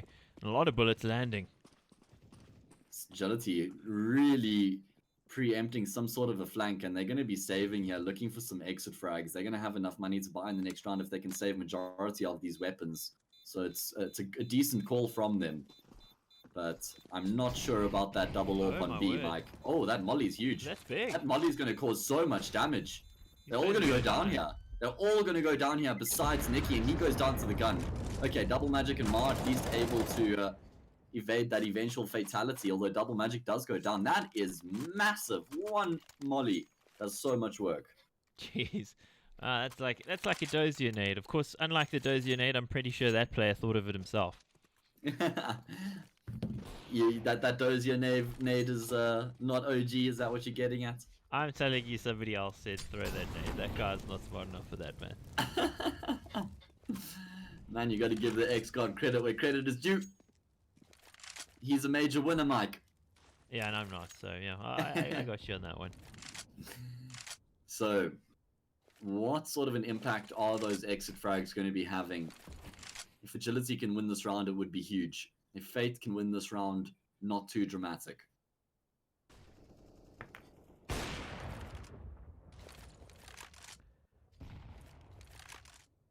A dramatic difference in the money courtesy of how that previous round ended because of the 200 IQ molly. Or Duplicate pulling out his gun at the wrong moment then. It doesn't pay for it, and in fact he gets the kill on Blitz. Probably shouldn't have. Probably should have been punished there, Matt. Yeah. Fortunately for him, he does come out on top, and that's a one-man advantage now for Fate, and I love what they're doing after getting that long control, depriving Agility. All of the players back out. NJ still with the AWP though, looking to lock down middle, going to get a huge amount of info, may even get a bit more than he bargained for. Needs to get out here, completely blinded up. Ooh. Okay, recommitting into the angle there, but look at Lord's position. He's got the world as his oyster. He's able to find one, but that's all it is. Cemente looking to chime in, getting part of the action as well, and he's going to be able to find Sleepy. That's the bomb that's been dropped in middle, and now it's on Nicky. He finds that first frag. Lord, very aggressive from him. He's going to get the headshot, and Agility win the round. Huge play out of Lord. He only gets the one kill initially, but because of it, it just shows so much confusion in the ranks of Fate. They just didn't know where they were getting shot from, and you could see the CT player then able to become a factor. And I can hear them talking a little bit there in chat. I think Fates are probably a little annoyed about how that one went down. Yeah, I wouldn't be surprised if that was the case. They've gone for the full force here as well, and this could be the force side of the map. Blitz doing a huge amount of damage onto the second player. He's going to actually be able to get out alive. That's huge. NJ finds a frag as well. There's no utility remaining. And I think that this may have been the frustration forced from the Bulgarians, Mike. Yeah, they probably needed to take a pause at that point and actually just stop. But always the temptation when you're a little frustrated is to try to be super aggressive. Lord's going to be flashed in. Should get the kill here. Mars somehow living through this, but Lord will get it in the end. And I think that might be the nail in the coffin on this map, Matt. Oh? Yeah, unless Sleepy can make this clutch happen, 2 HP, he needs 2 frags. He's got time, he's got the bomb, he doesn't have assistance to get across though. So he goes down to Cemente. Agility, they get their 15th round. Fate have got no money in the bank. And this should be Dust 2 done and dusted. Yes, indeed, some big performances out of Blitz, Cemente, and NJ, all 3 players. Over 20 kills at the moment on the other side. Nobody quite there yet. Duplicates had a good map, but it hasn't quite been enough, Matt. And they are forcing, trying to get everything they can possibly get to keep themselves in this game.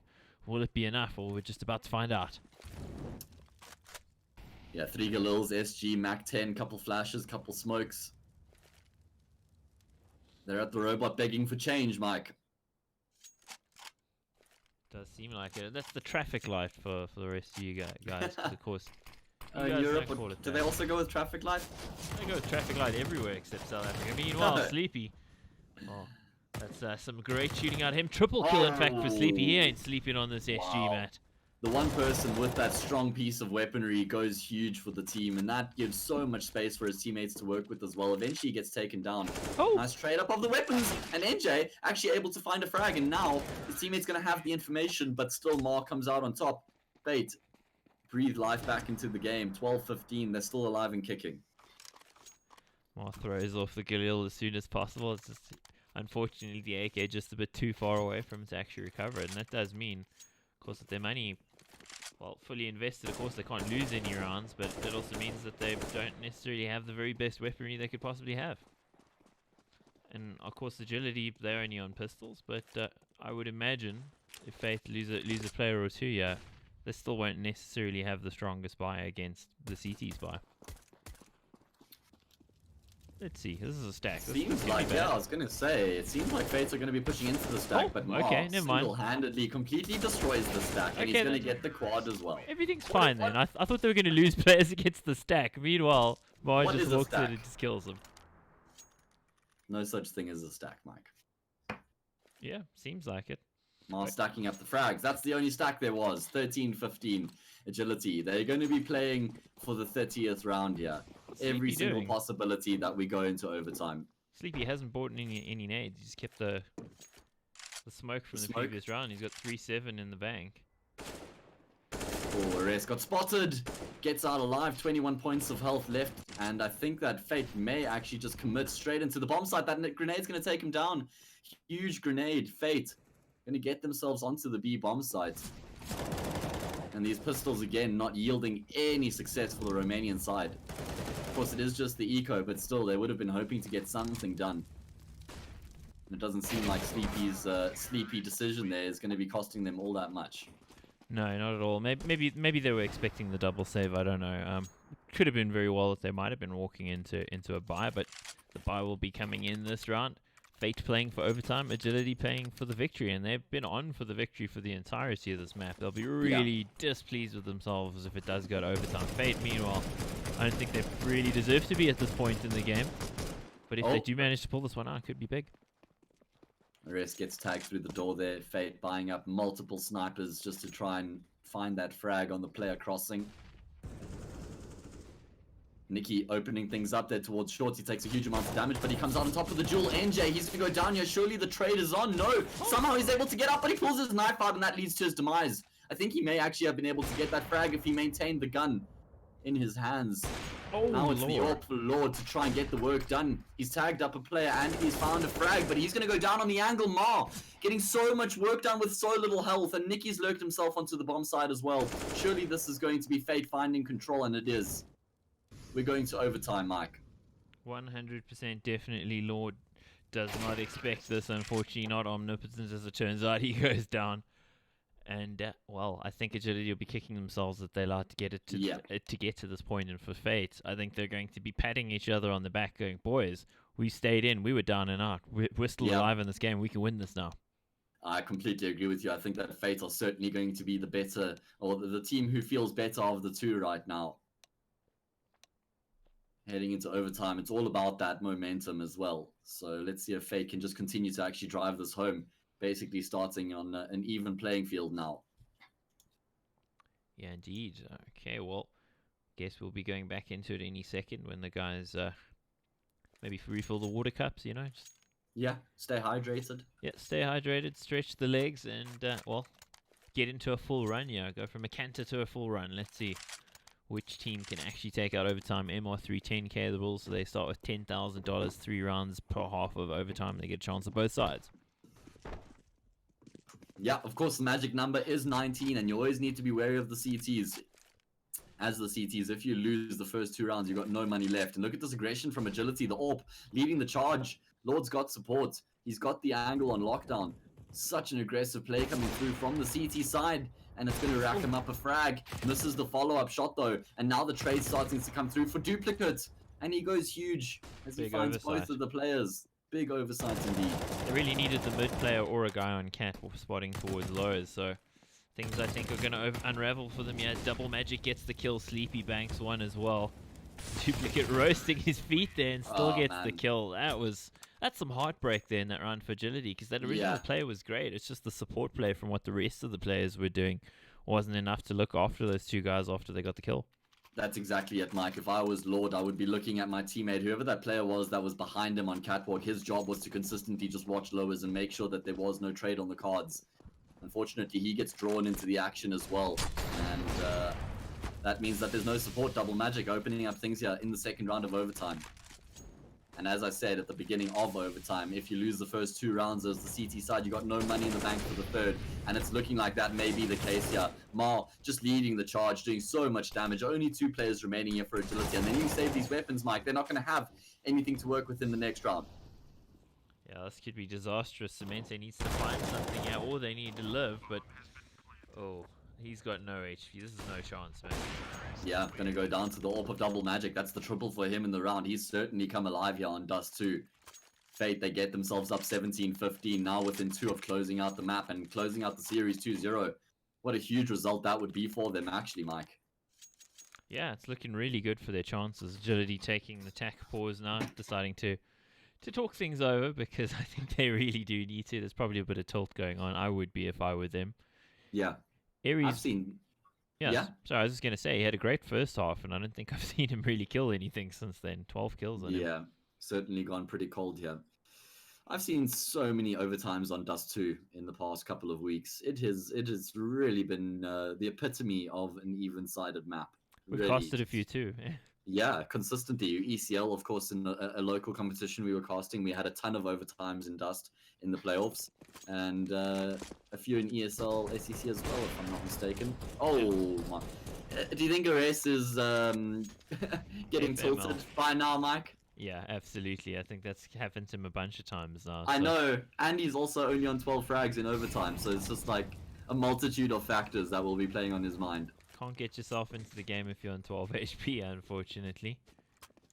Nice attention to detail here from Nicky, the experienced man, making sure that there aren't any weapons. He knows Agility aren't going to have anything to work with, so just ensuring that they can't pick up those rifles that were dropped on the ground. His teammates were more callous, Mike. They just left spawn. They left them there, but not Nicky. He cares about the environment. It's all about the recycling. Yes, very important indeed. Fate looking to drive this 2-0 advantage home in overtime, and they're going to be splitting onto the B bomb side. And the rest, he's Oh going my to be goodness. shaking in his boots. Wow, Ma, that is not how it should be going down. Double Magic going to be giving himself a pat on the back as well as he sees he gets an assist there on a race. Always that feels good moment as the AWPer. Yeah, I tagged someone on the cross. I did it. I did my job, guys. You saw it. You all Exactly. saw it. Yeah, no denying it. Agility, they're going to have to commit to this one. Of course, it is the last round of the first half of overtime. And there's just surely no way that they can get themselves into the bomb site here. Fresh Molly on window is going to force NJ into the bomb site. And it's just bodies hitting the ground. Fate looking like a completely different team in the last 6 rounds. Wow, that is unbelievable. I mean, the turnaround that FaZe have undergone after looking like they were out of this game, Matt. Yeah. There, that was just straight up domination. And this is the Fate that we expected to see in this match. This is the Fate that are the champions of ESL season, ESL Southeast Europe Championship season 9. Yeah. I cut that off a little bit. I was just too excited there, but Yeah. It's an SEC exciting season game. 9. Yep. There we go.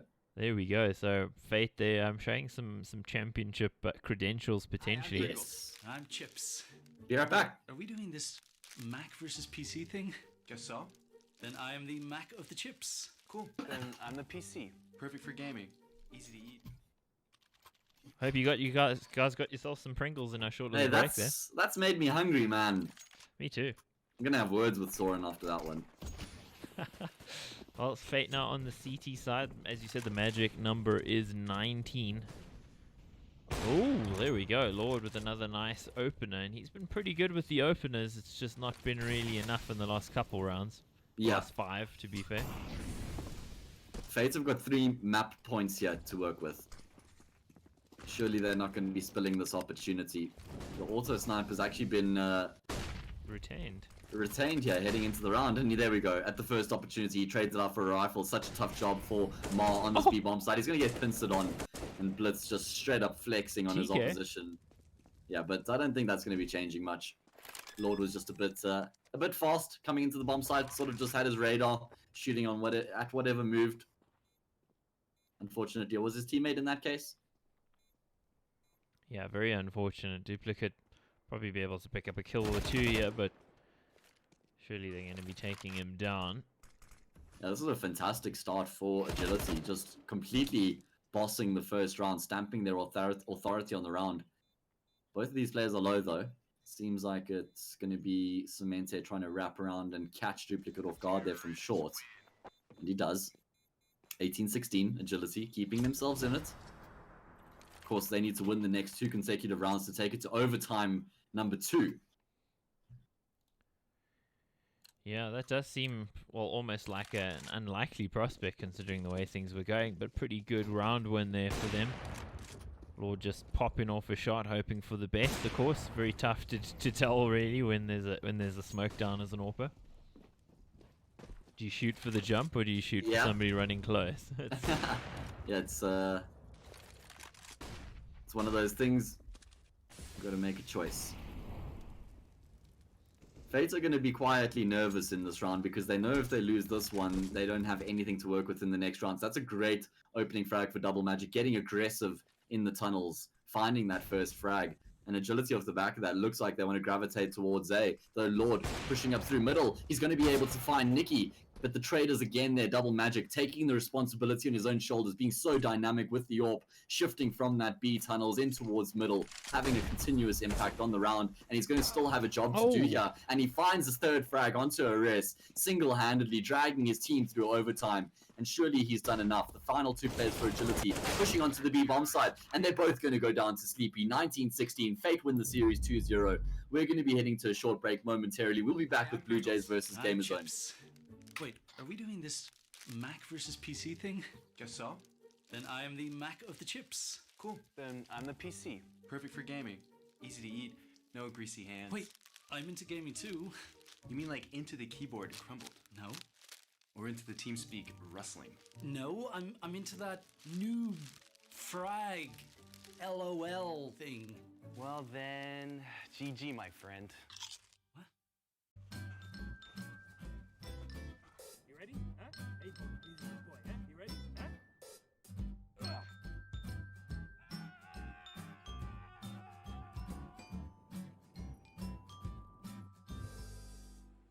Start your esports career now at play.eslgaming.com.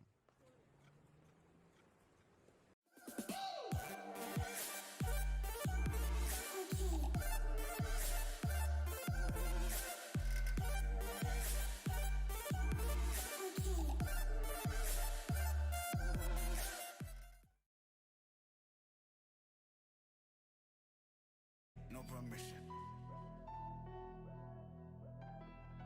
I got it.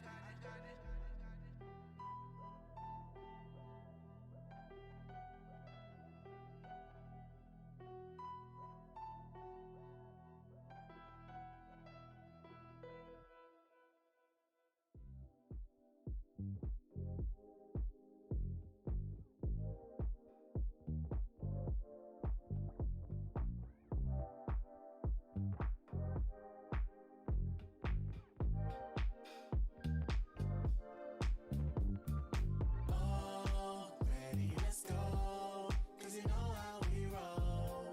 Let's take it round the world and back again. Ready, let's go. 'Cause you know, like I know, we'll take it round and round. You know Mark, South Stuff, South Stuff. Types to never let you double cross them. Moving through the city like it's Gotham. They told me get one, so I got one. Stop saying you're a boss when you not one. You ain't sacrificed, nah, you ain't lost none. All over the gram like you got a bag. You ain't big dog, we ain't hear none of that. I'm in the gym looking like a running back. How you know the flow, got him coming back. Who I was in the past, I'm unattached. Only focus in this moment is bringing the summer back. Oh, respect my grind, elevate souls and I spread good vibes. Young divine, you know I gotta shine. Raise your hands for a good time. Aight. Vibe until the morning, sleep until the noon. You said that you want it, so I got it for you. Let's all get together and show them how we move. We move, we move, 3, 2, bringing summer 1, to drop. you. Ready, let's go. 'Cause you know how we roll. Let's take it round the world and back again. Ready, let's go. 'Cause you know, like I know, we'll take it round and round. Yo, hold up, let me switch my flow up. Back in high school, they were telling me I'll blow up. Doing talent shows and man, everyone would show up. Got in an accident and still made it for them to go nuts. You know what? I'm so so what? I'm so That means I can't describe the way I vibe, the way I slide. And with the rhymes that make the dimes, I'll close their eyes and fantasize. Young divine calling their phone number. No, you know I love it. And you know me, I can't sleep without blazing beats on stages for their ones gracefully. And I got a smile that they hate to see. Young black successful, though life gets stressful. Though life gets stressful, go and vibe out with whoever you next to. Vibe until the morning, sleep until the noon. You said that you want it, so I got it for Got you. Let's all get together and show them how we move. We move, we move, 3, 2, bringing 1, summer to drop. you. Ready, let's go. 'Cause you know how we roll. Let's take it round the world and back again. Ready, let's go. 'Cause you know, like I know, we'll take it round and round again.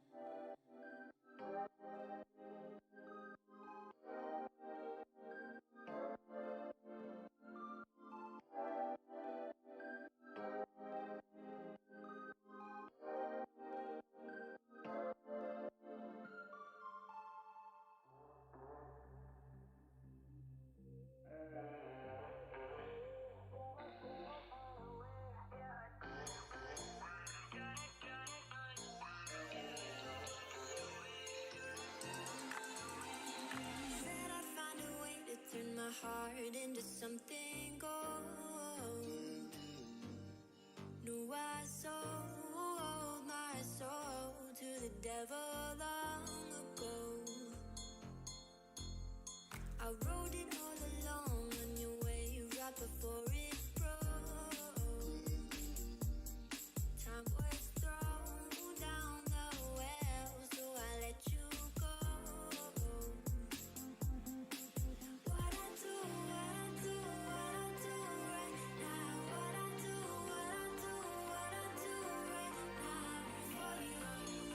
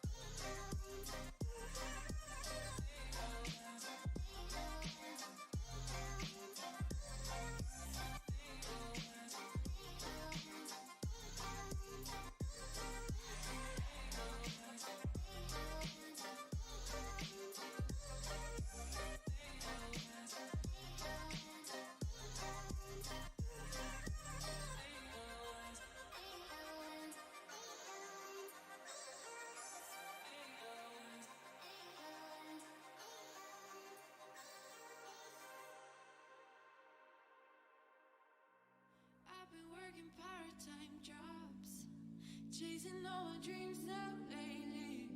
No matter if I try too hard, nothing's ever enough, baby. No, I don't care too much. I don't care too much. As long as I can keep you by my side, I don't care too much. We got time, no rush. In your eyes, I always see there is something meant for me. In your eyes, I always feel different.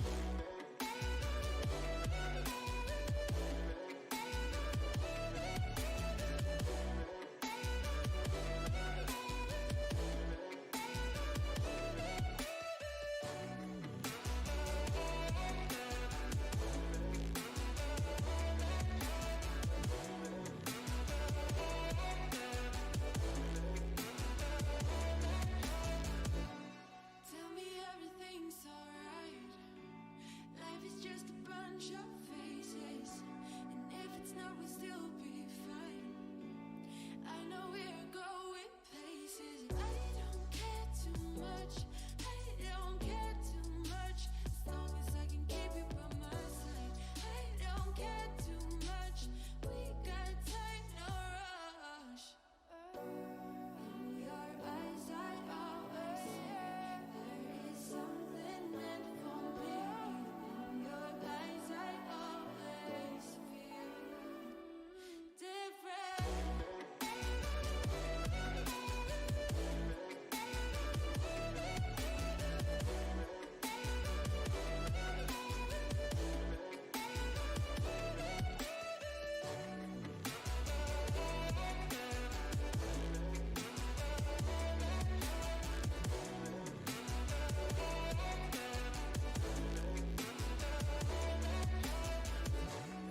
In your eyes, I always see there is something meant for me.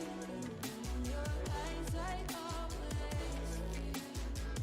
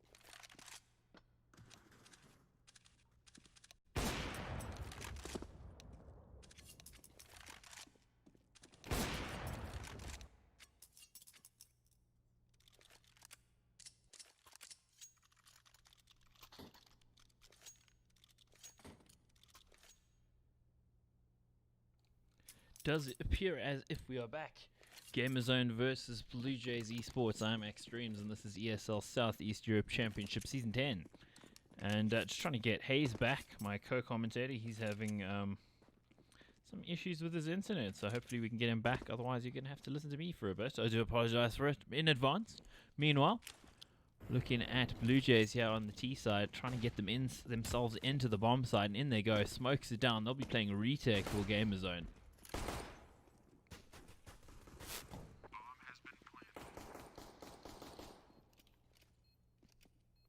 Bomb goes down, retake attempt will be coming in. Oh, D on the angle there, finds a beautiful shot with the P250. Oko now getting in here and getting immediately eviscerated. AVN with a nice reply on that one as well. Corey on the angle, yeah, should be able to pick up one, does in fact get the drive-by. They're running out of time pretty rapidly at the moment. Sereni playing this perfectly, taking his sweet time before he comes in and actually making a bit of a meal of it. But Collins will get the double as well and round it out for Blue Jays. Great start for them here on Playday 4 of ESL Southeast Europe Championship Season 10.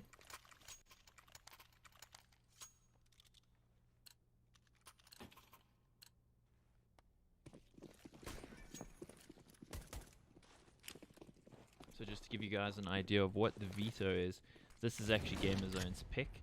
Inferno will be the pick of Blue Jays. That's what we're going to next. And to give you a score update on what's going... Oh, wow, this is happening. Actually, Corey with 2 kills and Torzi jumping in as well. This is a force buy that's actually working out. You very seldom see it work out in this sort of manner for the CTs, but it actually does, courtesy of that ton of aggression that came out from them there. Collins and D here towards the B bomb side. Collins has got an AK, but up close against the pistols, I don't know if it's going to matter. Oh, Torzi catching a beautiful headshot mid-air there on D. He's going to feel a bit unlucky. Collins, I don't know if he can do this. He has to ace, and he's not going to be able to. Torzi buries him in the ground, courtesy of that 3.57 Magnum slug to the skull cap. 1-1 here. Score update on Astralis versus Evil Geniuses. Evil Geniuses with a great start, 5-0 for them to start things off.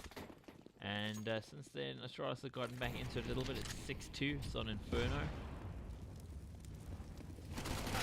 Map pick of Astralis, and of course they have a ridiculous win rate on that map, so we'd expect them to come back into it. But man, have EG been looking hot lately, guys. But tough to say between these two teams which of them is actually looking hot in the championship at the moment, because well, Blue Jays have played a little bit more. Game Zone's only played the one game. Blue Jays have won when they should, I think. Game Zone, of course, took a map off of MIBR at V4 Future Sports just a couple weeks weekends ago, in fact. And, you know, they looked pretty good out of that. And then I saw Drowl on one of the Hungarian CSGO pundits, and I know him pretty well. We used to be on a podcast called Forgotten Realms together. And he was saying that they have some leadership issues inside the team, and it looks like it might actually cause some damage to the team. At the moment, they're doing the damage on the server, so I guess maybe that doesn't matter too much. Corey there, coming in from behind. Dimka's still doing some work here. He's known for his clutch ability, but surely not going to be able to do anything. Actually gets the kill here. Could he get more? Oh, on the angle. If Torzi didn't have the armor there, or well, wasn't on such a strong weapon, I think maybe it was possible. But no armor for Dimka means that's almost mission impossible there. 2-1.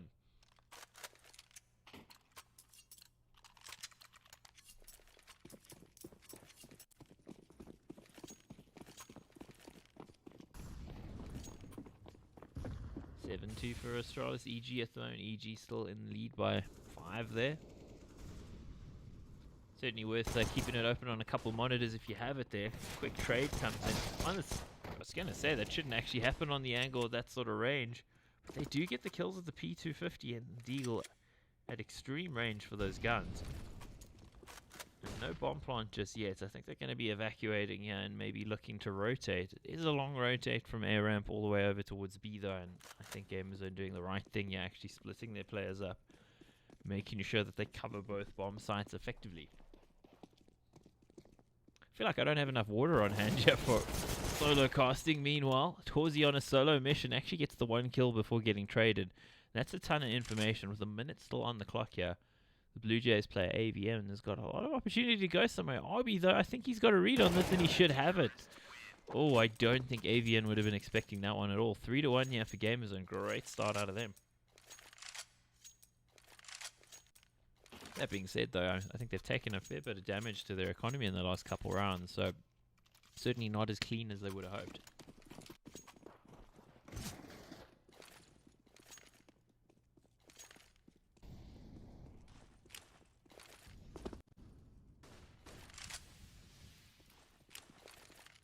Fair bit of mid-emphasis coming out of Blue Jays, the losing finalists in ESL Southeast Europe Championship Season 9 here in Season 10.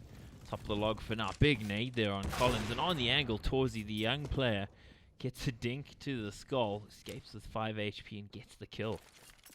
Great work out him just popping the smoke there to actually block off inside halls as well, so very smart out of him. Crazy could find the timing, and he does. Actually re-peeks into D. D probably should have taken him down, but he doesn't. Oh, Urko on the other side of the smoke there, just making it easy on Sereni, or shall I say Sereni made it easy for him. 2v5, mission impossible. Play the music at this point, because I don't think they can do it. Urko was already disadvantaged considering the gun, but he picks up the kill anyway. 4-1, Blue Jays. Well, they didn't get a reply in their first buy round, and they're going to be on a save, or at least a force if they decide to. And it actually looks like they are going to invest quite a bit. They do have probably max loss bonus by this point, so it's not really the end of the world to buy as much as they have. B-rush does seem to be the intention here, so let's see if that does actually reap dividends. There's a lot of audio cues here for Torzienko dropping that molly, and it actually gets extinguished. No, it doesn't. What the heck? Anyway, Collins in he goes, fighting a blind player. Poor old RB can't see anything, doesn't know where he is.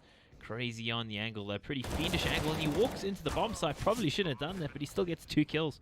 Corey with the kill as well. D is going to be hoping he can pick up a better gun than the Mac-10, and of course if he drops it, it's an audio cue, but there's a perfect flash. He gets the kill.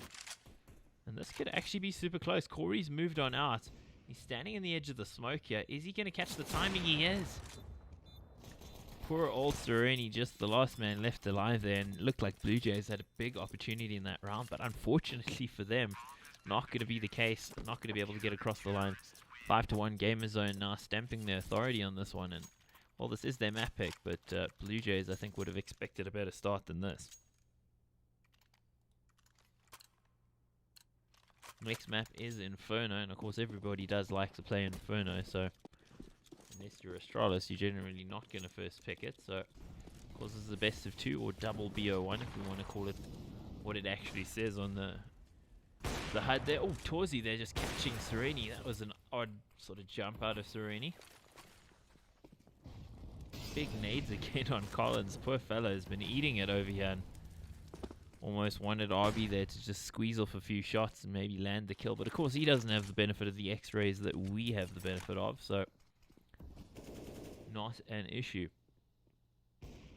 9-2 is Evil Geniuses over Astralis on Inferno right now. It's the best of 5, so long way to go yet, but that is the map that Astralis have basically made their fortress, and looks like EG have got their number for now. CT side, dink on AVN, but he does get the kill in reply. 4v4 all of a sudden, 55 seconds left, so Blue Jays still have quite a few options, and this is a round that I think they need to get. AVN and Collins though hurting for HP. This is a big play from RB. I thought he had that one on lockdown. Are they going to expect the player in the site though? Poor Crazy. Oh, he drops out of it and actually, what? Gets both? Gets 3 in fact is Crazy? Guy's going mad. He's going crazy, you could say. Poor AVN, 16 HP to his name. Poor fella. I don't think this is possible. Don't know about you guys, but I ain't seeing it.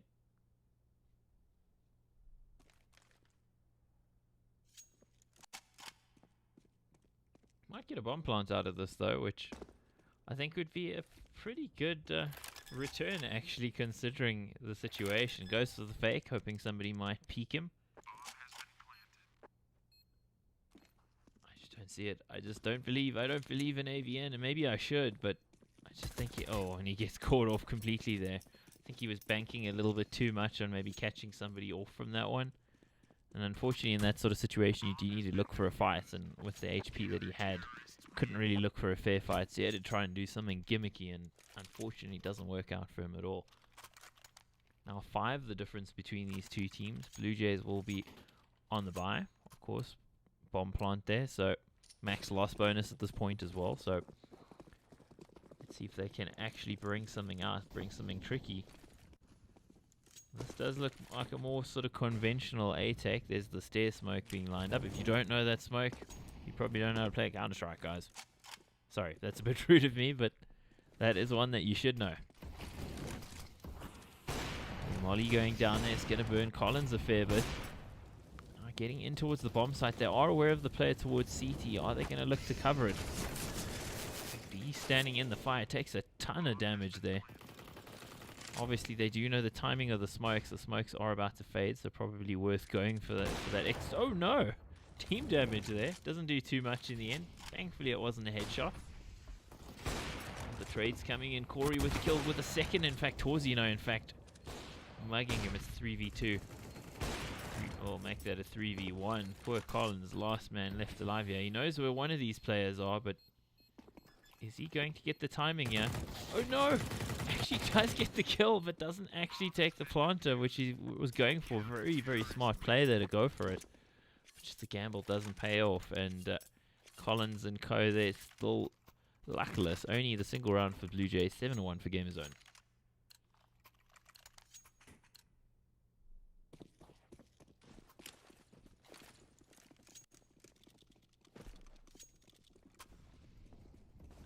Again, a full buy versus full buy.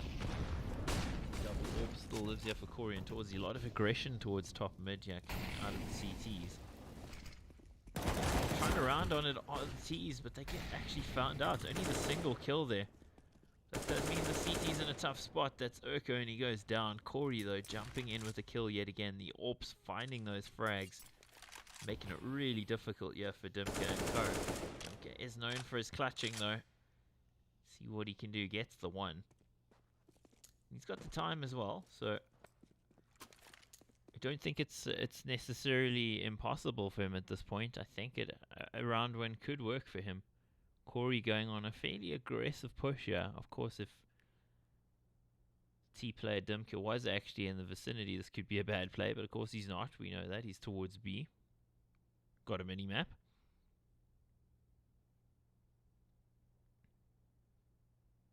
Oh, and the timing. Dimka finds him cleanly. Doesn't lose any health there. And this is eminently winnable now for the Blue Jays player. Man that we know can clutch. Corey with an AWP. Goes for the jump. Actually nails it. I've seen it so many times players go for that jump in a clutch sort of situation and fail it and waste a ton of time. And this could potentially catch him off. Or Dimka doing the catching off, in fact. Finds the timing on that one. And Blue Jays with the second one on the board.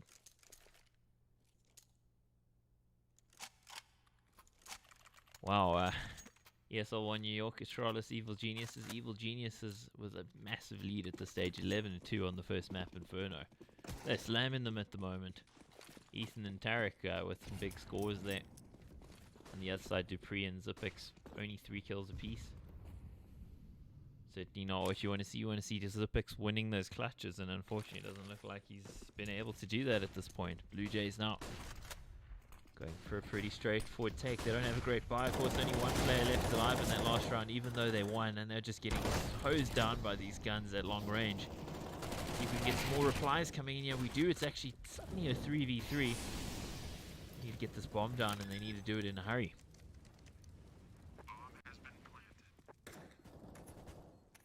Sereni knows there's a play here, and he goes for the peek. Perfect timing on that peek. Shot out of Corey. He swapped out his AWP here for a regular rifle, a regular old rifle, but he's landing the headshots. And that's what counts. They're here together, they're backing each other up. And that was not going to work out for Collins, I don't think, any day of the week, unless they perfectly lined up and he just sprayed him down. And Blue Jays get one on the board and then immediately get turned over. And remember, with the old economy that the game had, if you won around like that, that would have been a reset. But of course, we don't quite have the resets anymore with the way the economy works. It's not the hard reset. the way the loss bonus accrues now and doesn't instantly get wiped away. It's just tiered, of course. And if you don't know what I'm talking about, definitely go and read the release notes from, I don't know, it's probably a good 6 months, maybe even more. Could be a year now.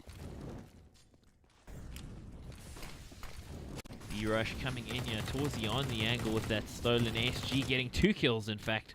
Great work out of the young player. He's been very good for Gamerzone so far. We've seen him in other teams. Ooh, other Hungarian teams. AVN. Very nice shot before he gets traded by Crazy Deer. 9-2. Blue Jays, they're just not finding anything at the moment, guys. And neither are Australis. It's 12-2. Wow. Did not expect to see that one. Evil Geniuses top 1, are they, boys? Who knows? We're about to find out tonight in the best of 5 at ESL 1 New York. Make sure you open up 2 streams, keep abreast of the action here in Southeast Europe Championship and what's going on the larger stage in New York. Plenty of time to watch everything that's going on tonight and, of course, catch that best of 5. That's going to be going for a really long time unless EG suddenly close it out really quickly. The smoke and the utility here for Gamerzone, keeping Blue Jays at bay for an extended period of time. And they've got a lot of information as well because of that. They would have heard some of those bullets impacting. They would have heard some of the footsteps. And now with the smokes and the flashes, that's going to tell Torzy and co everything they need to know. Torzy on the angle. They're finding a perfect, easy frag. Not hard at all. It's an attempted fake, actually. The bomb is over towards the other side. Pretty late call to go for the fake, but it's being shut down. It didn't draw enough of a rotation there. Did Blue Jays fake towards B, and that leaves Dumka as the last man who will be planted in the ground in connector. Not going their way at all. They're getting slammed at the moment. I heard Gamerzone were in a little bit of internal strife. Well, it doesn't show on the server, that's for sure.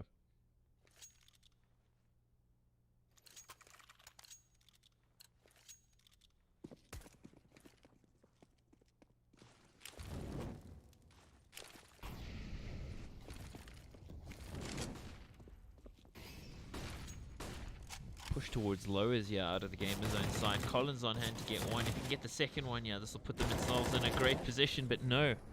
Crazy Deer escapes and he gets ahead there. Torzy also with the kill. Finally a reply. Big nade though. Crazy Deer is pretty well aware that he's got some trouble. He's got some serious trouble. AVN getting the kill there on that A-bomb site, and they've managed to take a fair bit of control. Both of these players from Gamerzone actually here towards the middle, and I think they're going to be caught off. No, Dumka doesn't get the second one, and that's the bomb, actually. That's really bad news here for Blue Jays. One of these players is pretty low, and the low player is found, but the trade happens. AVN there with that exploration over towards A actually does work out in the end and finds the last kill as well. Doesn't look like we're getting Hayes back anytime soon, guys, so do apologize for that. Africa Internet lol. That's more or less what we got to go for. Because, of course, we're actually casting from South Africa.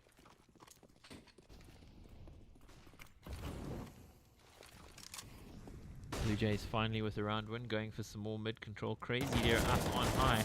Gets one before the trade. That, of course, favors the T's in a big way, but Torzy, he's not going to allow that to be a situation for too long. They gets the trade as well. And this buy from Gamerzone, it's very all in at this stage. AVN with the kill, but there is the trades happening, and it's the trades are favoring the T's here. 2v1, Torzy all alone there. On the angle, almost finds that AWP shot, but just gets flashed in the nick of time. We'll see the bomb plant coming in, and Torzy on 56 HP.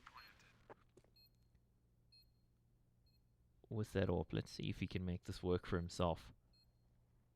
Giving away some audio cues here, and that is going to tell them more or less where he is.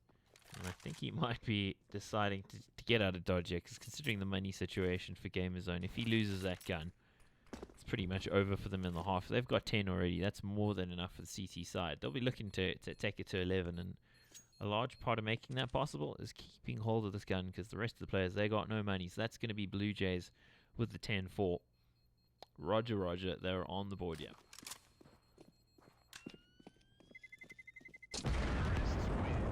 I say they're on the board in a more significant way because, I mean, they were at one round way deep into the half already, and it's just been sort of a late flurry out of them that's brought them back into it. So, yeah, they did have rounds on the board, but now if they're able to take 10-5, that's actually fairly significant, whereas it was looking like it could maybe even be something like a 12-3 or 13-2. It was so dominant from Gamerzone.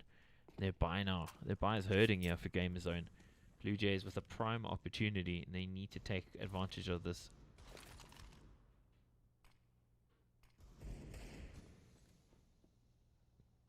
Torzi on that saved AWP, actually getting pretty aggressive. He doesn't have anyone covering him from lows. Of course, he doesn't know that there's nobody in lows to potentially shoot him.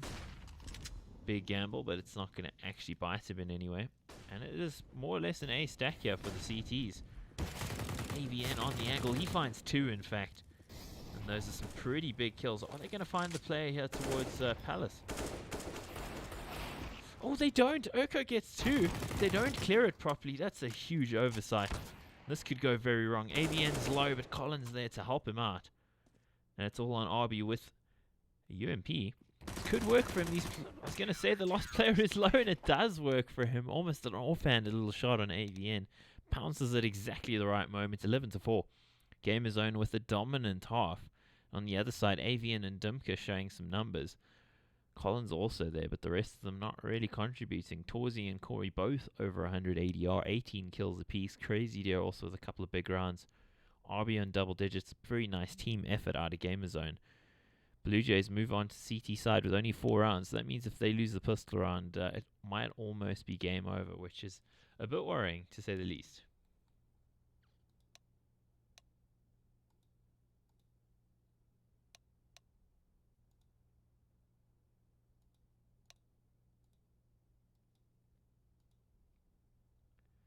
So 13-2 was the final score on the half there for Evil Geniuses over Astralis. That is dominance. Kind of feels like this game, what Gamerzone have just done to Blue Jays, and it's a similar scenario as well, considering Blue Jays are losing finalists from ACC Season 9. Probably the best team over the season. They got upset in the final. Astralis, the team that just won the major against Evil Genius, is a team they turfed out in that self-same major in the semi-final. Team that should be in control if you think about it, based on what recent results say. But Evil Geniuses, they have been so hot on the servers, so hot right now. As if you've watched Zoolander, you'll know the meme.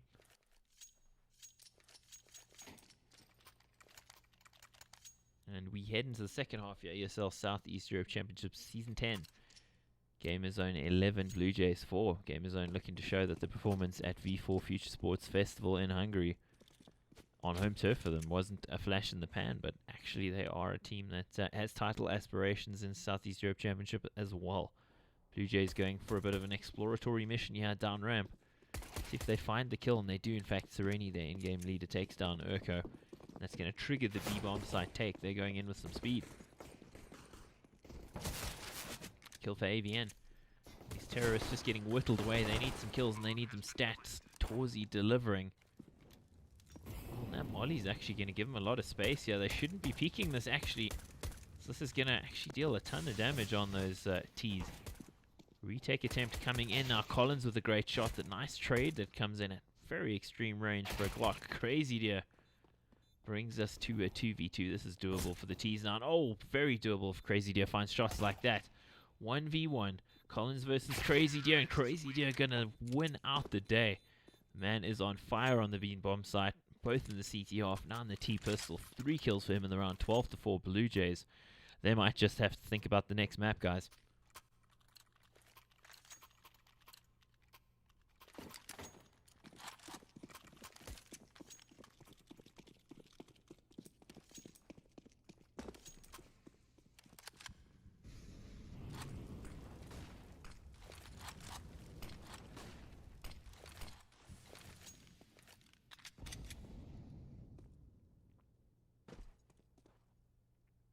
Blue Jays with the force, of course. Their backs are against the wall. They've got to win the round, basically, to keep themselves in the game.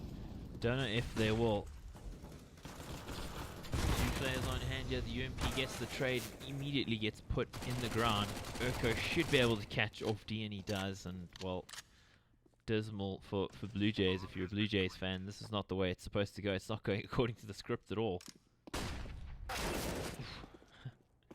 Dink from AVN, but he gets taken down pretty quickly there. Crazy Deer with yet another kill, triple kill in the round out of Torzi, 13-4. And well, I think Gamer Zone are in a really good spot here, guys. I don't think Blue Jays, unless they're praying for a miracle, doing the rain dance, doing whatever they can do, whatever superstition they want to actually tap into, I don't think it's going to work. They'll be on a full save. This should be 14-4.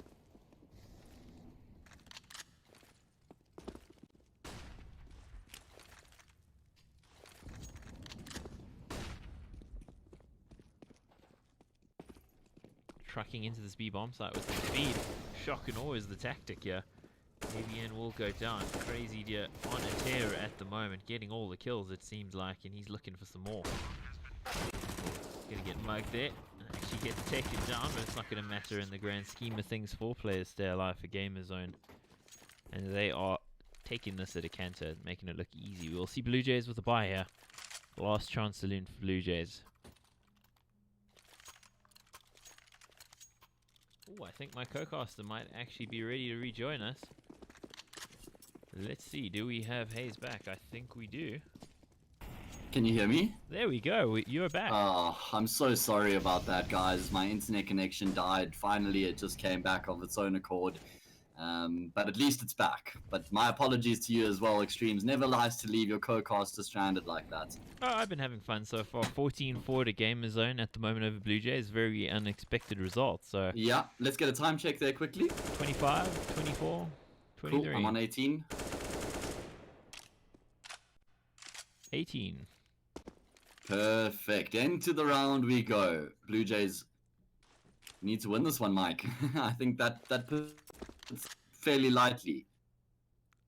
Yeah, I think it's last chance saloon for them here. Don't know why the Wild West comes out, but that's what we say in English, right? Yeah, it's one of those phrases, and you're absolutely correct. Blue Jays definitely need to start winning some rounds, and more specifically this one right here. They do have a weaponry advantage, considering it's a bit of a bonus here for Gamer Zone. They've got so much money in the bank, and they've got control as well. They've taken middle, and they've got quite a few players around that connector area looking to try overwhelm any opposition. But D on a great angle with that AUG is able to find the opening frag, and Blue Jays finding exactly what they needed in a round where they had their backs against the wall, though. Crazy finds a quick succession of frags. It does some economic damage at least. Yeah, that does help them out. Of course, Gamer Zone got all the money they could want, I think, at this point. Yeah. They're not going to be too worried about things overall. Blue Jays, though, I think there'll be a lot of worry. I think there'll be Yeah. some sweaty brows, some sweaty armpits as well. I'm gonna go have a look at whose map pick this was, actually. This is Gamer Zone's map pick. I see that, yeah. Heading to Inferno next. Blue Jays always were good on Mirage, though. Yeah, which is looking back to Season 9, at least. something I was saying as well at the beginning. Dralon, the Hungarian CSGO pundit, was saying on Twitter, I chatted to him a little bit about it as well, that it seems like Gamer Zone might be RIP as a team because their in-game leaders sort of being ousted and all sorts of things, and yeah, they are performing, so I guess not really affected by it after all. Yeah, I see they've got a different player in, actually. I didn't even notice that, and it's Eric, and he gets himself a quick double there with the MP9. Looking to continue to do some damage here as Torzi's left in the clutch situation, finds the first, but he's getting wrapped around here. Probably not even aware that Serenia's in the bomb site. Collins just trying to lay down some covering fire, just try and take the attention. He's going to find the frag as well. Anyway, so who exactly are Gamer Zone missing then? It looks like Asar. Yeah, well, That's a big deal. he's probably the best player, which is a bit odd, but hey. Yeah, exactly. And they're performing without him, so I guess yeah. maybe it's not hurting them at this stage. I seem to remember Erico, though. Yeah, wasn't he in what team was it? Hyperion or which was that? Yeah, I think it was Hyperion. I'll try and do a bit of digging and figure out exactly which team it was. Anyway, we're gonna have a basic A execute here from Gamer Zone. It is just a save. They've got the smokes falling into place as they try and get themselves onto the A bomb side, try and find a plant. That is the objective right now for the T side. Oh, D just doing huge amounts of damage through the smoke. And the plant looking highly unlikely at this stage. RB just committing to his death. And this is where a lack of an IGL can start to become prominent on the T side. That's where you need your tactical depth. You need somebody who's constantly making sure that they understand and know what's going on in your team and the opposition, making the reads required and adapting accordingly. I wonder who's taking the reins. Absolutely. Let me actually ask Dralon now while we're seeing some action go down. You here to cast, so I don't actually Yeah. have to worry, you know. Finally, you've got a leg to lean on. D. Making sure Corey doesn't have any legs left. Finally, a frag coming through for Eric, but this is just one-way traffic right now as Blue Jays are completely mopping up the Hungarians. Dimka going to find Erico, and now it's all on Torzi's shoulders. Pretty much stuck between a rock and a hard place here in the 1 versus 4. He's got the bomb at least, and he's got time on his side, so maybe he could find something. I see he's 24 and 10 at the moment, so he's certainly been having a fantastic game so far.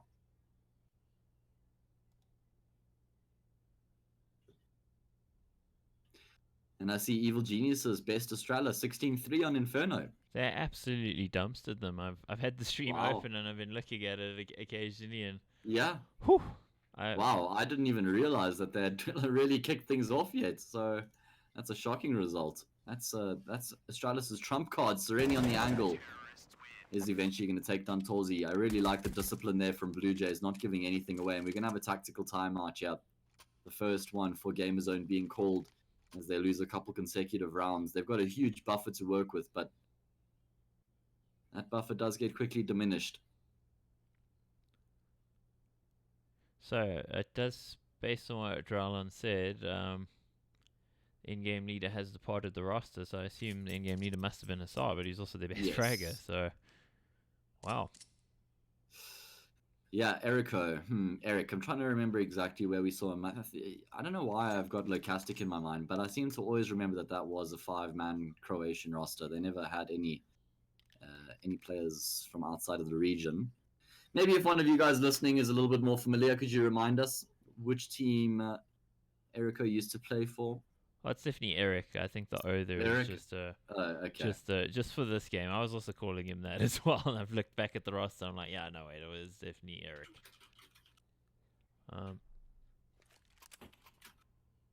Certainly been around based on how many teams it has on his ESL play profile, but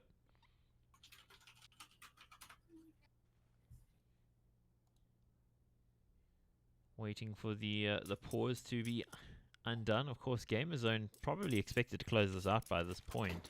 I mean, Yeah. At one point, it was looking like the half might end something like a 13-2, but Blue Jays managed to get the 5, and then lost the pistol round. So, Yeah. won the force buy. So, it's well, no, actually, they lost the force buy. What am I saying? They only won the first buy round, and the first buy round was delayed because of their force buy. So. Yes.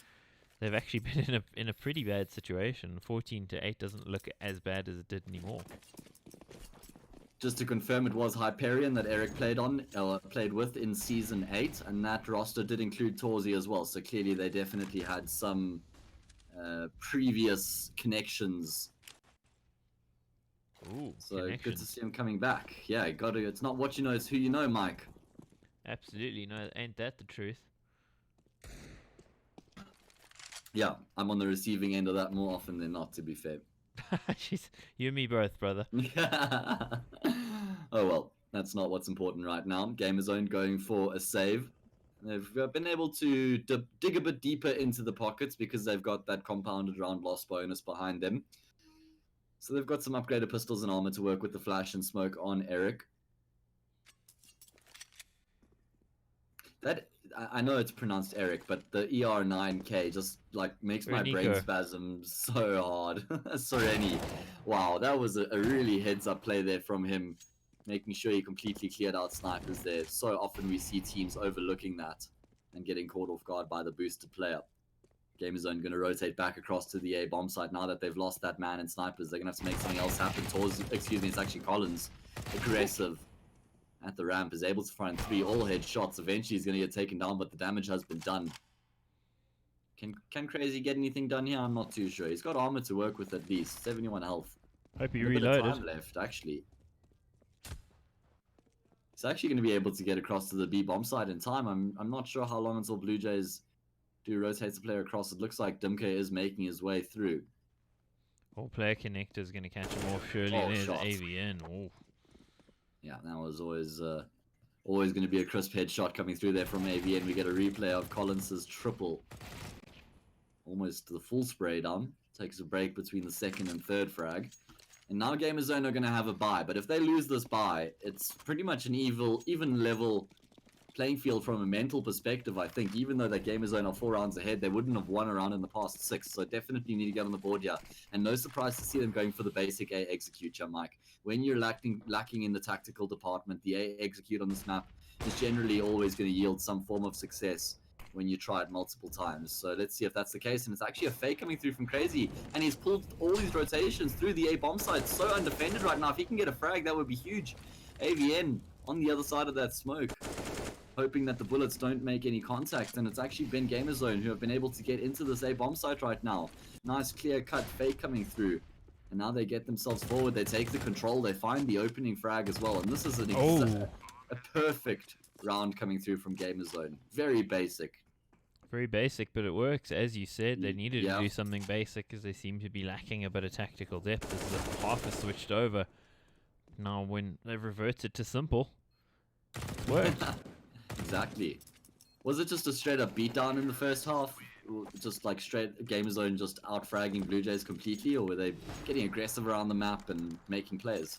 It seemed mostly to be a beatdown, but they did have pretty good control of mid, so that made it super difficult for Blue Jays to actually do anything much with the map control they got. They Yeah. just didn't really get any.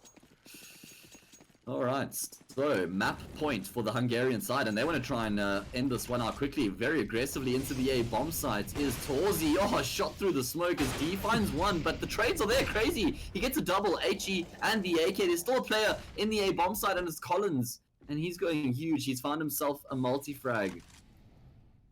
So important as well. They've got the bomb on lockdown, which means they're able to afford the extra rotations coming through.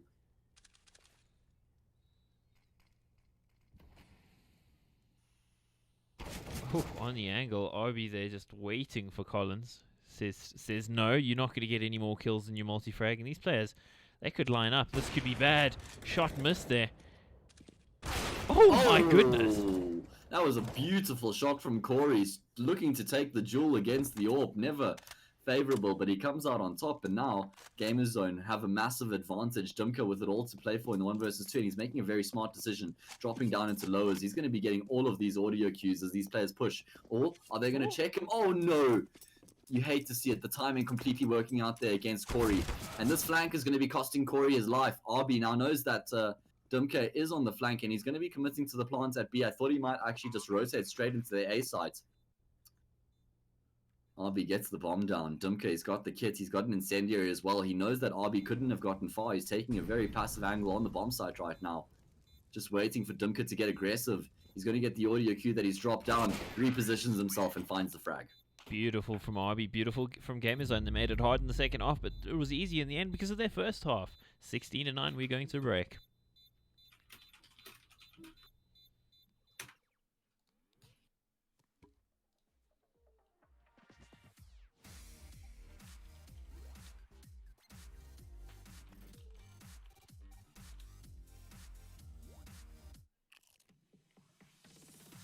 Pringles has entered the game. You ready? Huh? Hey, boy, he's a good boy, huh? You ready? Huh?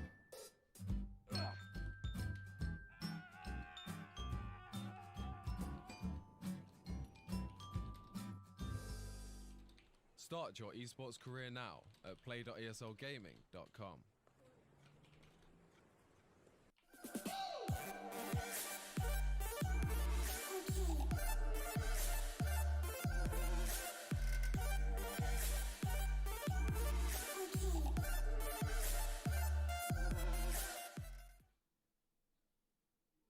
For the time to pass, dreaming of what happens next.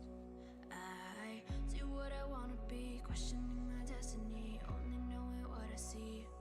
I don't even realize I've already made a path, and I can change it anytime. I can't take it back. I know out what I want, but it seems so damn far away. I know I sound crazy to the ones who said oh. I know I empower those who dream like me. I know I sound crazy to the ones who said oh. I know I empower those who dream like me. And you say you wanna be somebody.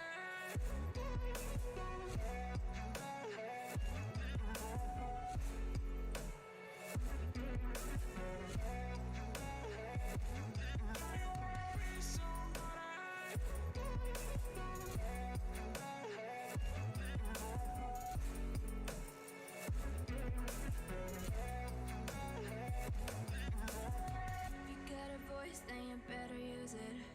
Tell yourself day after day it's time to prove it. No days off, keep the hustle moving. Wanna see you be what you want it to be, prove it. I know I sound crazy to the ones who said oh. I know I empower those who dream like me. I know I sound crazy to the ones who said oh. I know I empower those who dream like me. And you say you wanna be somebody. And you say you wanna be somebody. And you say you wanna be somebody. And you say you wanna be somebody.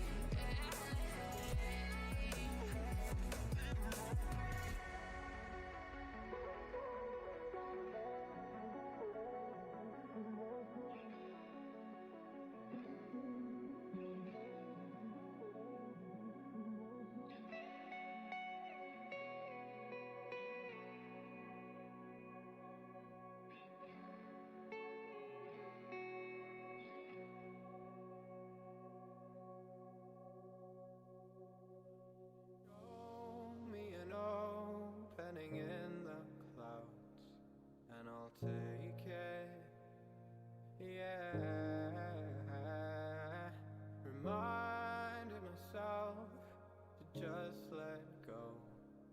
Don't wonder how far I can fall.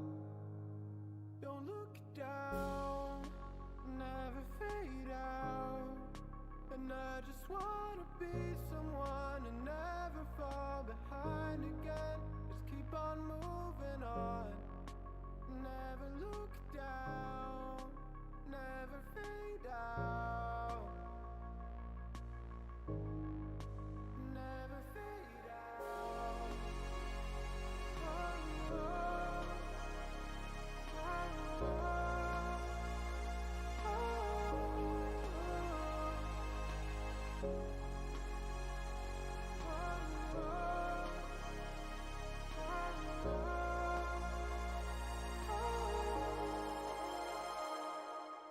shooting through the clouds.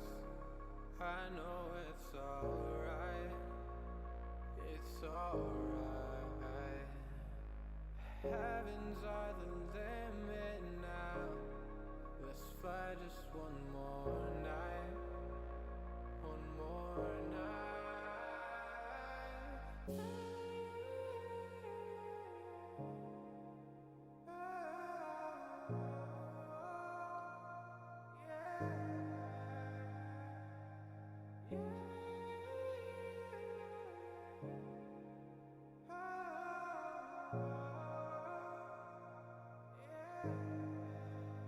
Don't look down, never fade out.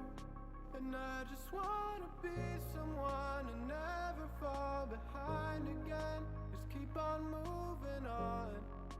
Never look down, never fade out. Never fade out. Oh, oh, oh, oh, oh.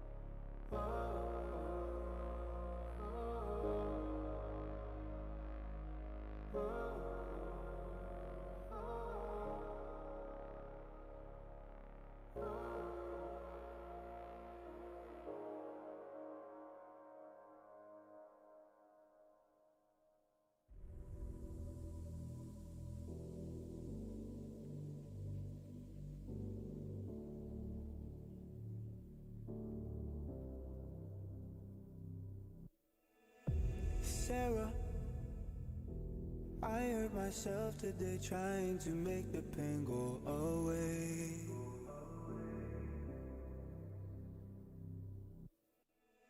Sarah, I want to fade away, be with the stars in outer space. You come and you go, you take me high, you take me low, but I don't know how to do this on my own anymore. Oh no, now it's Molly for the melancholy. Cody fill a hole inside me. Damned if I do, damned if I don't. Now it's Xannies till I numb my psyche. Cocaine just to feel my heartbeat. Nothing to lose, nothing to gain. Sarah,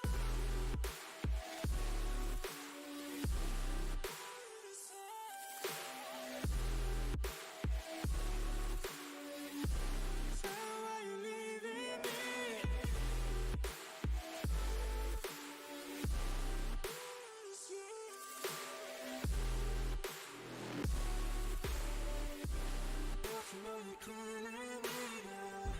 Sarah, I lost myself today trying to find ways to make you stay.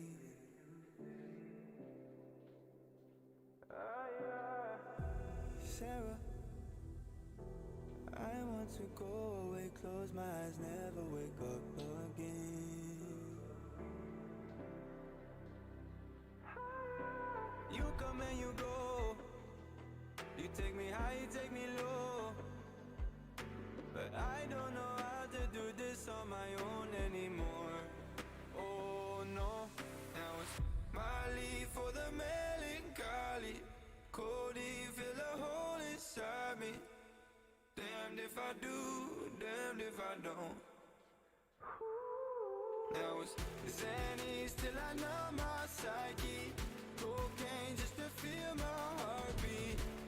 Nothing to lose, nothing to gain. Sarah,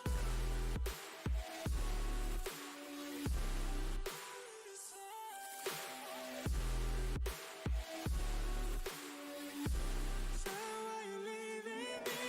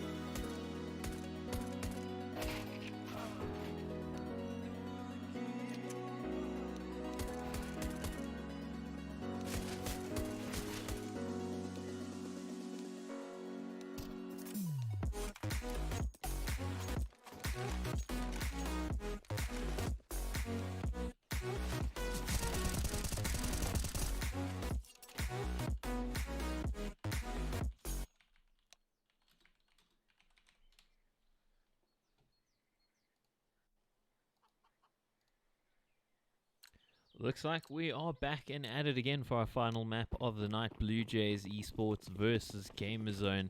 I'm Extremes, with me Hayes, ESL Southeast Europe Championship Season 10 Playday 4 coming right at you. Yeah, jumping into the final map of the evening. It's going to be a cracker. Blue Jays looking to get some points from the affair here, Mike. I think they'll be very disappointed with themselves if they aren't able to get anything from this matchup, especially considering that Gamerzone have made that recent roster change. They are heading into their map pick next, though, so they certainly will be having a wealth of confidence behind them. As I said, though, they will be very disappointed if they walk away from tonight without bagging any points. Yeah, that would be a great source of disappointment to them if that is the case, because, yeah, they would probably have been expecting to take the series, if anything. Exactly that. So, heading into Inferno, they're going to have to step things up a notch here. Certainly, we do expect them to. They've been pretty good on this map it's all throughout Season 9. Let's see how they do here in Season 10. 1:48 on the clock at this point. Yeah, we're good. Yeah, they're going up. They're doing Very it fast, aggressively, man. and there's only one person in the B bomb site. Drops the smoke. Smoke's not a wall though. Sereni missing all of his shots. That is absolutely huge. And Gamerzone take firm control of this B bomb site again. Very basic pistol strat coming out from them. Army going to find the double. That's a massive 2 kills because now it means there's only 2 players remaining for Blue Jays, and both of them are going to be coming from that CT angle. A couple smokes and and a kit to work with, but there's just too many players left alive here for Gamerzone. This is going to be almost impossible. See what they're able to do here on the retake. Collins there with a great headshot. But I mean, it's a 2v4 match. Is it even possible? I don't think so.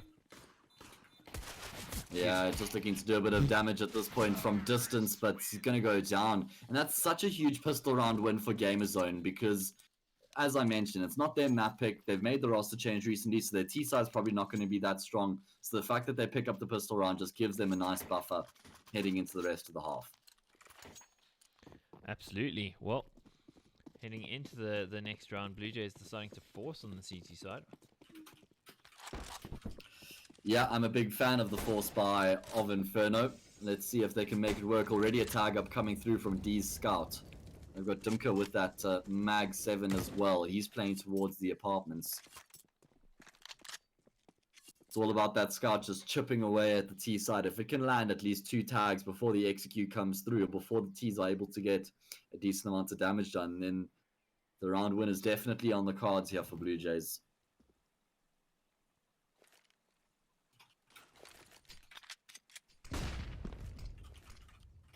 Damage has been dealt, but nobody's dead yet. Which is always concerning with just about a minute left still, so...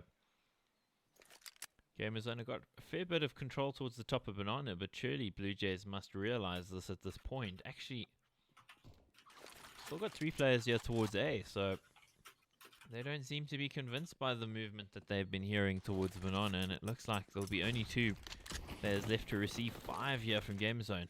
Yeah, this is going to be super tough for these CT players to actually make anything happen, and in fact, they're not even going to find a single frag. They do surmountable damage, but damage is not the be-all and end-all. Crazy Deer above the smoke, he finds himself a double.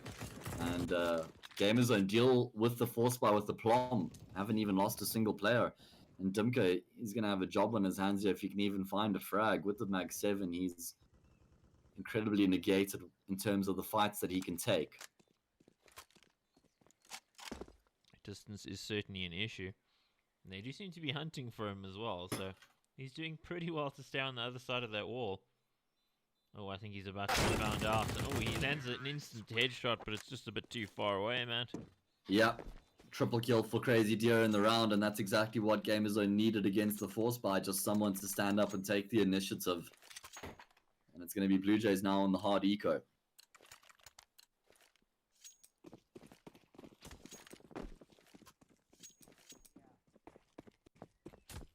Not been an easy night for Blue Jays, but actually it still is their map pick, but They should not get this round somehow. Somehow I think they shouldn't get this round. Yeah, thankfully Eric spotted the gun barrel there, made for an easy frag. Pretty much rudimentary here for Gamer Zone.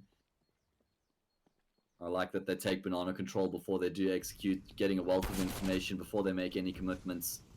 Torzi racking up some extra money with the SMG as well. Whoa. Quick double though from AVN. That's the bomb being dropped as well. Retrieved by Corey. And he actually can't continue to backpedal here. He has to look to take the fight. Oh my word, AVN.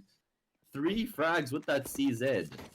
Was that with 1 clip as well? Yeah, 1 clip. Wow. That's some good going on the Astralis Evil Geniuses game. The second map has started. It's Dust 2. It's a 1-all. Astralis won the pistol. And the Force by 1 out in the second round from Evil Geniuses. Okay. So into the buy round we go. The first buy round of Inferno. Gamerzone looking to get some early banana control. And No, Corey. Oh, that's such a waste of a smoke, man. He had already decided to back off and then throws it from the cover of the other smoke. Still looking to force the issue here, and the fact that both of those CT players got forced out means they are just going to decide to back off into the bomb site. Means Gamers don't come out on top of that one. Start losing a player, they find the control. Feel bad for Corey though. He had the smoke in his hand all along, and then suddenly it moves at kind of the late stage of the molly. That's a proper feels bad, man. Yeah.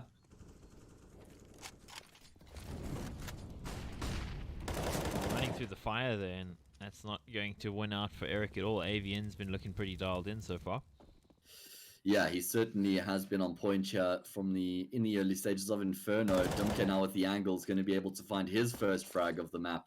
And this is looking good for the CT side, though, as I say that. Oh, how does D get out? That's criminal. He should never have been able to survive that. But look, there's a player in CT. Torzi. He's been able to wrap through archers, and there's no information at all about this. Players pushing up. Crazy D is too far, though. He needs to buy more time. He needs to wait. He needs to wait for Torzi to get into the action, because he'll be able to find the CT player. Sereni goes down. Now there's only 1 player in the bomb side, and Crazy finds him. 2 huge frags coming through, and Torzi still getting work done in CT. Down to the 2 versus 2. And this has completely swung the door wide open in the round for Gamerzone to march on. D just posted on the angle with the glass cannon. And oh, Dimka finding the kill. D also gets the kill There in we response. Crazy just swinging wide to maybe try and catch them off, and it doesn't work. Torzi, though, got so much done with his lurk there through CT, man. Probably more than he should have. Yeah, I was actually surprised. I thought for a second that Crazy Deal was going to continue to commit, but he puts the brakes on at the last second. Torzi chimes in with that huge frag, and I completely agree. I thought it was enough, but in the end, Blue Jays, they make the retake successful, and boy, did they need that one. Much needed. Well needed, you might even say. Blue Jays finally on the board on their map pick, and of course they took some serious pain at the hands of Gamerzone in their previous map, so they're going to be looking for retribution. Yeah, especially considering that this is their map pick as well. Very fast from Gamerzone, pushing in towards the top of the banana. Collins actually able to find a frag and make sure that that smoke ensures his survival. I've got to remind you guys, of course, that Asara is gone from Gamerzone. In-game leader and probably hardest fragger as well. And they seem to be doing pretty well without him. Yeah, their T-sides have certainly been a bit sketchy, especially that T-side on Mirage. Still early days here on Inferno. But he was a very heavy hitter for them as well. So Eric's got big shoes to fill coming into the team, and Collins making the SG do work. He's got himself 3 in the round. Corey, the only player remaining right now. Surely not long for this world any further.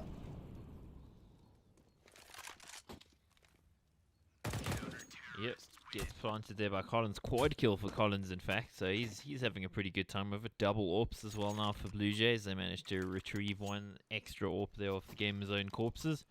And that's going to leave Gamerzone in a bit of a safe situation. So we're probably looking at 3 all, assuming that the CZ in Corey's hands doesn't do what we saw the CZ do in AVN's hands. Yeah, I'm not sure. That was fast. Definitely expect Blue Jays to take the round home eventually, especially considering they get off to a good start there with D. They've got the double AWP set up in play here. So looking to start to build a platform here on the CT side. A lot of teams do rely very heavily on their double AWP setups as well, which of course isn't very economically efficient, but it's pretty efficient in the sense of, well, you know, one shot, one kill kind of thing. So, oh, TK there. Oh, that's so unfortunate. Oh, D on the angle, able to find that shot. Things may have begun to get a bit dicey if he didn't. RB at range actually finds a pick with that MP9. That's pretty good. Means he gets an extra $600, supplementing his economy that much further. Was just an eco for Gamerzone. Things are level 3-3. It's been 3 consecutive rounds for Blue Jays though, so they have the momentum behind them right now. That they do indeed, and it has swung rather decisively away from Gamerzone. I know it's still 3-3 on the scoreboard, but the momentum does feel to be in the hands of the Blue Jays squad. Agreed. I think Remember that's their safe to stupid say. name they used to have at the beginning of last season? Apocalypsa? Yeah, there you go. I'm so That glad that's one's done. incinerated into my memory. Yep, it was very hard to say correctly all the time. Anyway, fast play out of it's, Gamerzone. Definitely one of those names that I was happy they changed. Crazy, he catches D off guard, and off the back of that, Gamerzone are just going to continue to barrel into the same bomb site, though they don't account for AVN. He picks up 2, the traders there, though. Still, there's a player rooted in pit that they need to find. RB making sure that the flanks, the rotations are cut off. Still that man in ditch. Do they know It he's is there? Dimka. I don't think I they don't do. think, I'm not sure if they're aware of it. They should still have some sort of sense that they haven't completely cleared it out, and I think he may actually have been spotted there, Mike. 2 versus 3. Dumka gonna try and enable his teammate with that flashbang. He actually burns our Crazy Deer. There's a kit on both these players and a smoke on Sereni. As they start to make their way forward, Dumka clearing out each angle. He finds Eric, and now it's only RB remaining. The bomb's not planted for him. Dumka gonna tap it. Look for the that's frag. He's one. actually forced to chase him. And I don't think there's enough time. Does he? Oh my word. Milliseconds left on the clock for Dumka to complete that defuse. And how cool, calm, and collected was he throughout that round? So calm, so collected. That's how. He's just so good in those sort of clutch situations. And a lot of players would have looked to fight from him, but he just stays quiet, takes them on the fact that they don't actually clear it, and waits for his teammate. And I thought Collins maybe pushing through the smoke there and dying was a bit unnecessary in the 3v3. They won in the end, so I guess no harm, no foul. But it could have been a lot worse. Yeah, it definitely could have been a lot worse. We're going to be seeing an eco here from Gamerzone in reply. Crazy had quite a lot of money in the bank, so he was able to get an AK and armor. Though Collins straight up dunks on his teammates, and now that's banana control firmly in Blue Jays' favor. Gamerzone realizing that they've got a lack of options here, and they need to make a play happen. And RB removes the hero from the previous round. There needs to be a smoke for the cross. So much damage done as these players actually try and get towards the A bomb side, and Eric is now left in a clutch situation. Reduced to a 1 versus 3. He's got a massive job on his shoulders right now, and he's being boxed in, but that's a massive frag. That gives him an exit, Mike. That actually gives him an opportunity to get straight towards the B bomb side, and that's exactly what he's doing, turning the burners on. And if he could even find a plancher, that would be great. Oh, but Sereni's got the read on this. He's not going to get caught off, and he finds the frag. That's his first one as well. Big frag to actually get at this point. 5-3 now for Blue Jays, and it looked like Eric might have had that one in the bag. I mean, that was some smart plays, and then he actually looks for the fight on the rotate rather than trying to get the bomb plant down. Yeah. Really good decision making there from the IGL of Blue Jays. And they continue to march on here in the CT side. That's 5 consecutive rounds now for the Serbian team.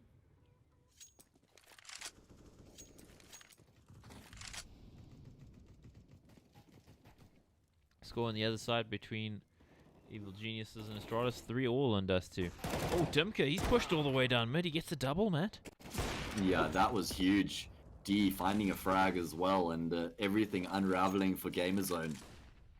This is what you'd call an oppressive defense, because they're being extremely aggressive in the way they're going about things. They're just pushing and stifling anything the T's could want to do. That's exactly the name of the game right now. Blue Jays realizing they're ahead, and they just want to continue to pile on the pain and the misery. Look at this aggression from AVN. Do you think he's feeling confident, Mike? I think he might just be. That's the sense I've got overall. Yeah. Could be wrong on that one. So 6-3, 6 consecutive rounds for Blue Jays now, and it's going to be another save for the Hungarian side. Let's see what Gamer Zone can make happen here with these pistols and SMG. Got quite a bit of utility. They've got that round loss bonus behind them of extra 4 counts. Oh. Collins, though, does this man just deal in multi-kills? I feel like that's the 3rd time we've seen him get a multi-kill. Oh, my with word. this RB, you can't do that twice. Lightning doesn't strike in the same place, man. No, definitely not going to happen the second time round. I think Collins was busy celebrating there, and then I popped the jack in the box. Yeah, Collins and AVN, they have been fragging out of their minds so far here on Inferno. 22 kills inside the first 10 rounds between them. Certainly making up for Sereni's lack of fragging, but of course his one frag there was massively impactful, so Yes. can't really begrudge him that. Buy here for Gamer Zone. They're on the loss bonus now.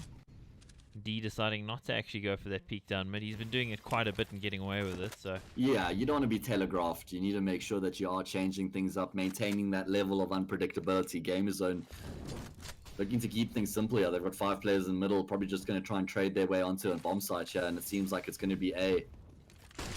As they start to make their way forward, is it going to be the wrap through archers? Yes, indeed. 2-3 players start to make their way through their bomb included, and they've been able to get really far forward here without losing any players. Now the fight starts to occur, and Corey with the SG finds the triple. My goodness gracious me, that was a beautiful 3rd frag. Oh, RB through the smoke as well. They're just killing everybody through smoke at the moment. Corey going absolutely mental, Matt. Where was this round, Mike? Have they been keeping this one in the pocket, maybe? Well, they've tried the Archers push a few times and split CT a couple times through that, but this time it actually does go according to plan, I guess. No miraculous clutch from Blue Jays player. Yeah, it feels like Gamer Zone got way too much for free there, right? They were able to get all the way up to Library before Blue Jays started to contest them at all. And one of the 3 players over at A was in Library for Blue Jays, which meant that as soon as that smoke bloomed, he had no further impact on the round. His teammates were isolated, and Gamer Zone just completely dominating the affair. And this is what we need to see more out of them. Just straight up 4-1s, splits, keeping it really basic. If you don't have time, or if you haven't had time to work on your strategies, don't try and make those strategies work. You can't call those things on the fly. Yeah, just keep it simple and trust your fraggers, and Gamer Zone certainly do have plenty of those. 7-4. Double Orb still alive here for the Blue Jays side, and it's been pretty influential for them in the game. Torzi not been quite as, well, nuts as he was on the first map. Yeah.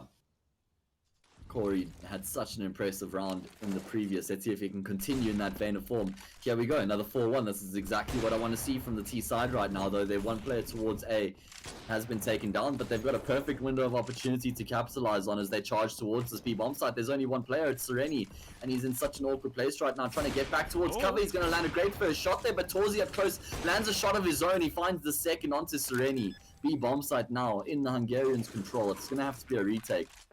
And there's no money left for Blue Jays. If they lose this round, it's going to have to be the save. Torzi doesn't know how close he was to a free kill there. I mentioned his name as being a little quiet in this game compared to the previous one, and there he's just gone mental. And that's pretty much done. If you're Blue Jays, I think it's time to go. Yeah, D looking to try and actually trade this one out, and he does successfully.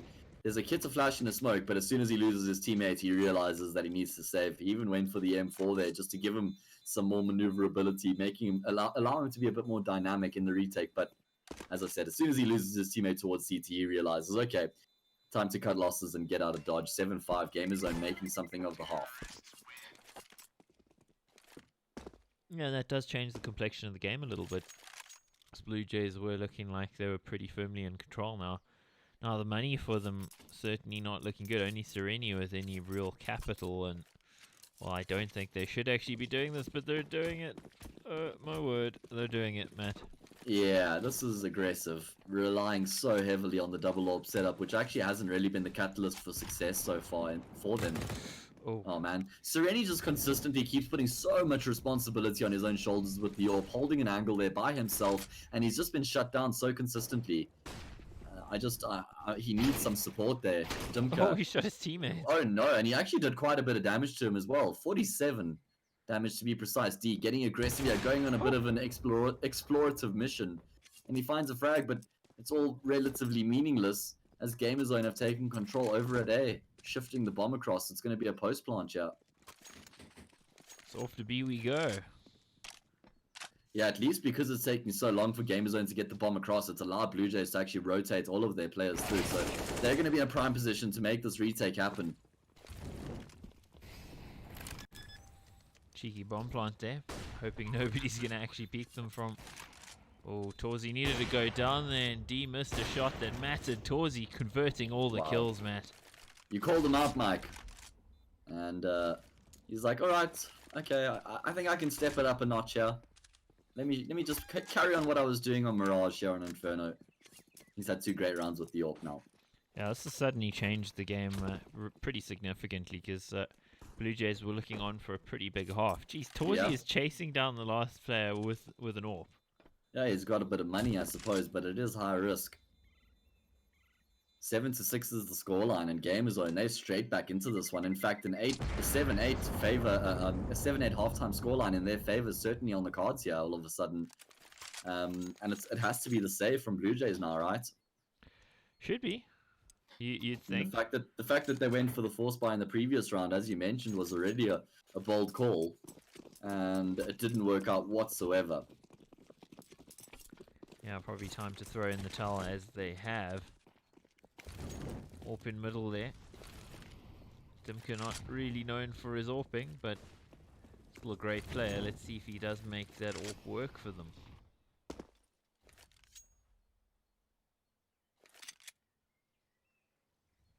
It's always the thing, of course, when you... well, I thought I was going to see a kill, so I stopped talking, but... Oh, we just see a kill now, surely. Hail of bullets coming in. But of course, when you're saving a single saving player, you'll tend to be trying to save an AWP, but it doesn't always help you if your team doesn't buy in the next round. Dumka there does actually get a kill with the AWP. But I was going to say, sometimes it's even worth just taking an AK or something, because you're better with the gun. That's exactly it. Sereni with the pistol, he's able to find one, and so does D. This is becoming awkward for the T side very quickly. RB and Torzi, though, bail them out of the situation with the frag apiece. Back down to a 2v2, though both of these CT players have got weapons to work with. Dumka's got armor as well. He's got the kit. So this is certainly doable for Blue Jays. AVN needs to have an impact, though. He's waiting for that smoke to dissipate, and as it does, he starts to trudge towards this B bomb site, slowly clearing out angle by angle. Dumka's got family on lockdown.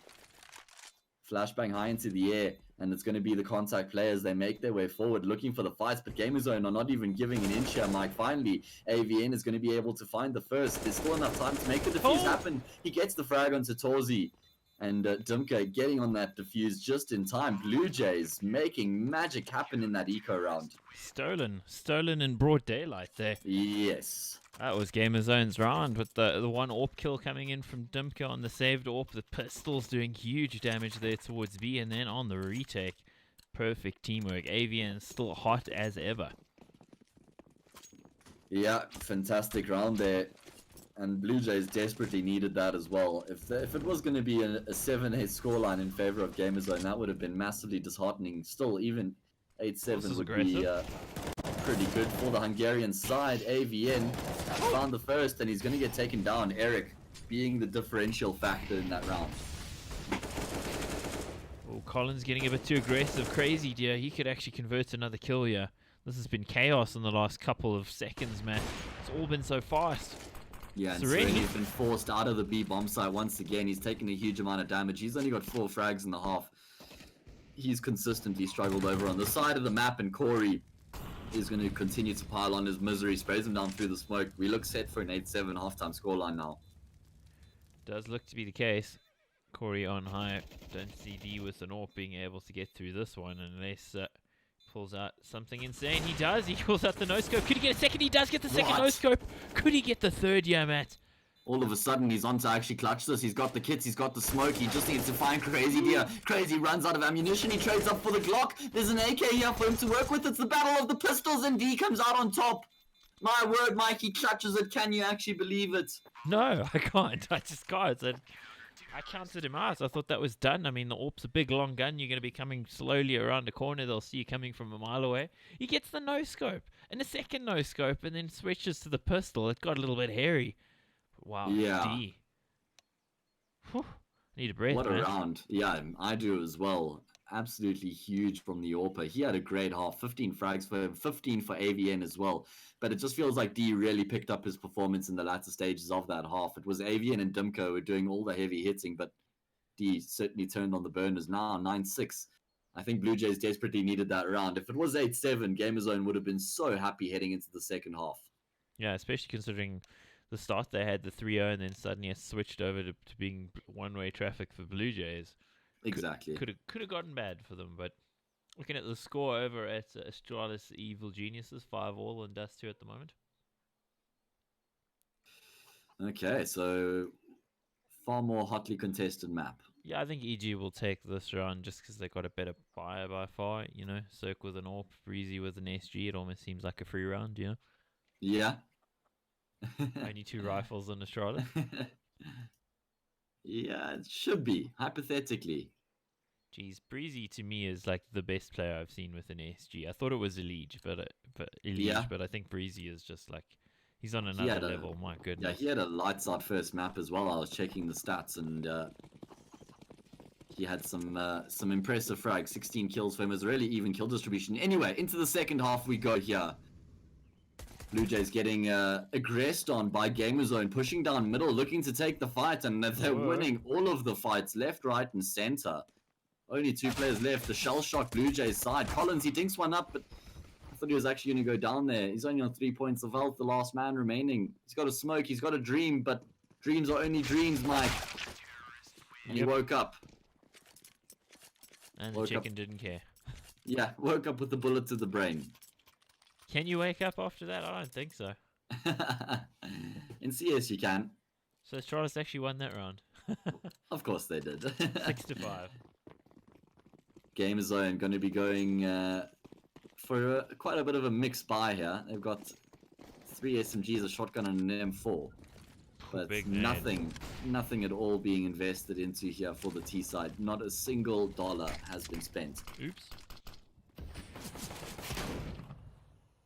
Yeah, Eric's got a good opportunity to build some bank in this round.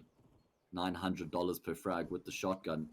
And when you're going up against unarmored blocks, the alligator has got some high damage potential. So let me just quickly do some maths here. That was $3,600 that Gamerzone got from the kills in the round.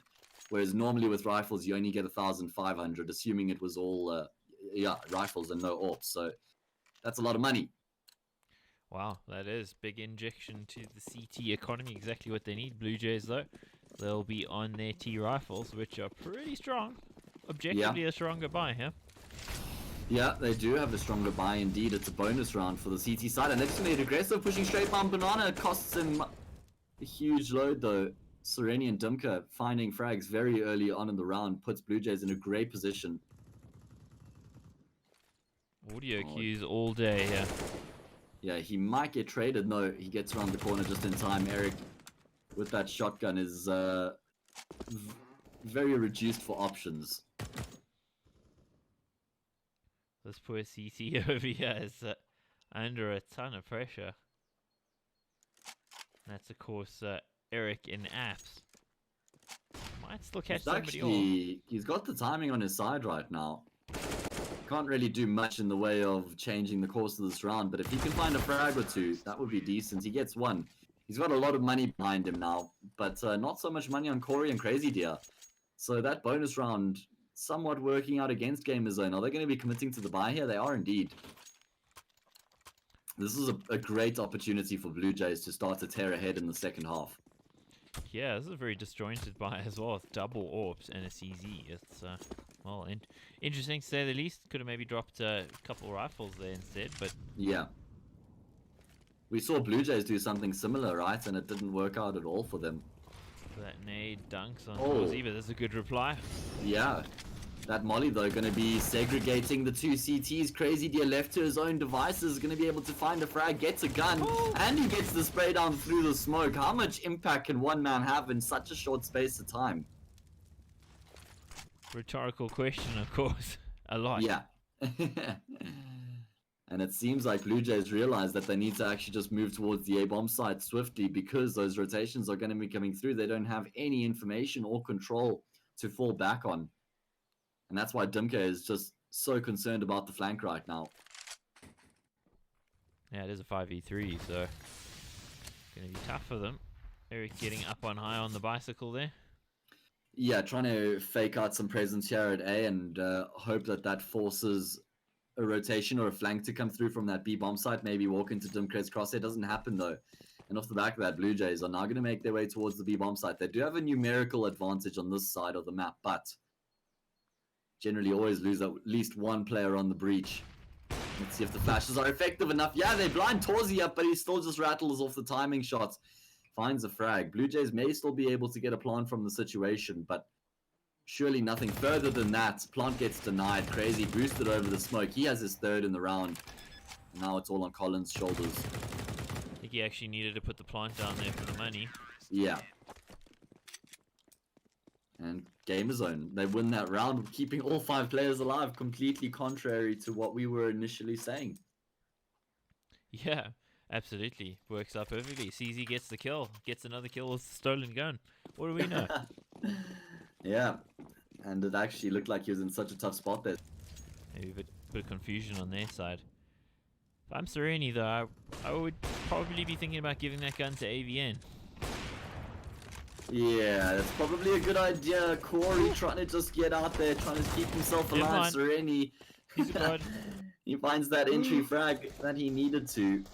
I hit a And bit that of, oh allows no. D to come into the equation. This was a perfectly weighted execute My from Blue stream Jays. is dead. So I'm going to have to go to on camera. Do apologize, guys. Oh. That was a perfectly weighted execute, though, from Blue Jays. Just everybody moving into the bomb sites exactly when they needed to. Did they win the round? They have won the round, yeah. Not actually got the point awarded yet, but Gamer Zone are saving in the B bomb site. Oh no. I'm not really sure how to fix this. Sorry, guys. What's going on? An error on the stream, unfortunately. Like I can't get it to reload back in. Okay. Obviously, you tried refreshing it. Yeah. Okay, guys. We will just quickly stop stream and restart it again in a sec.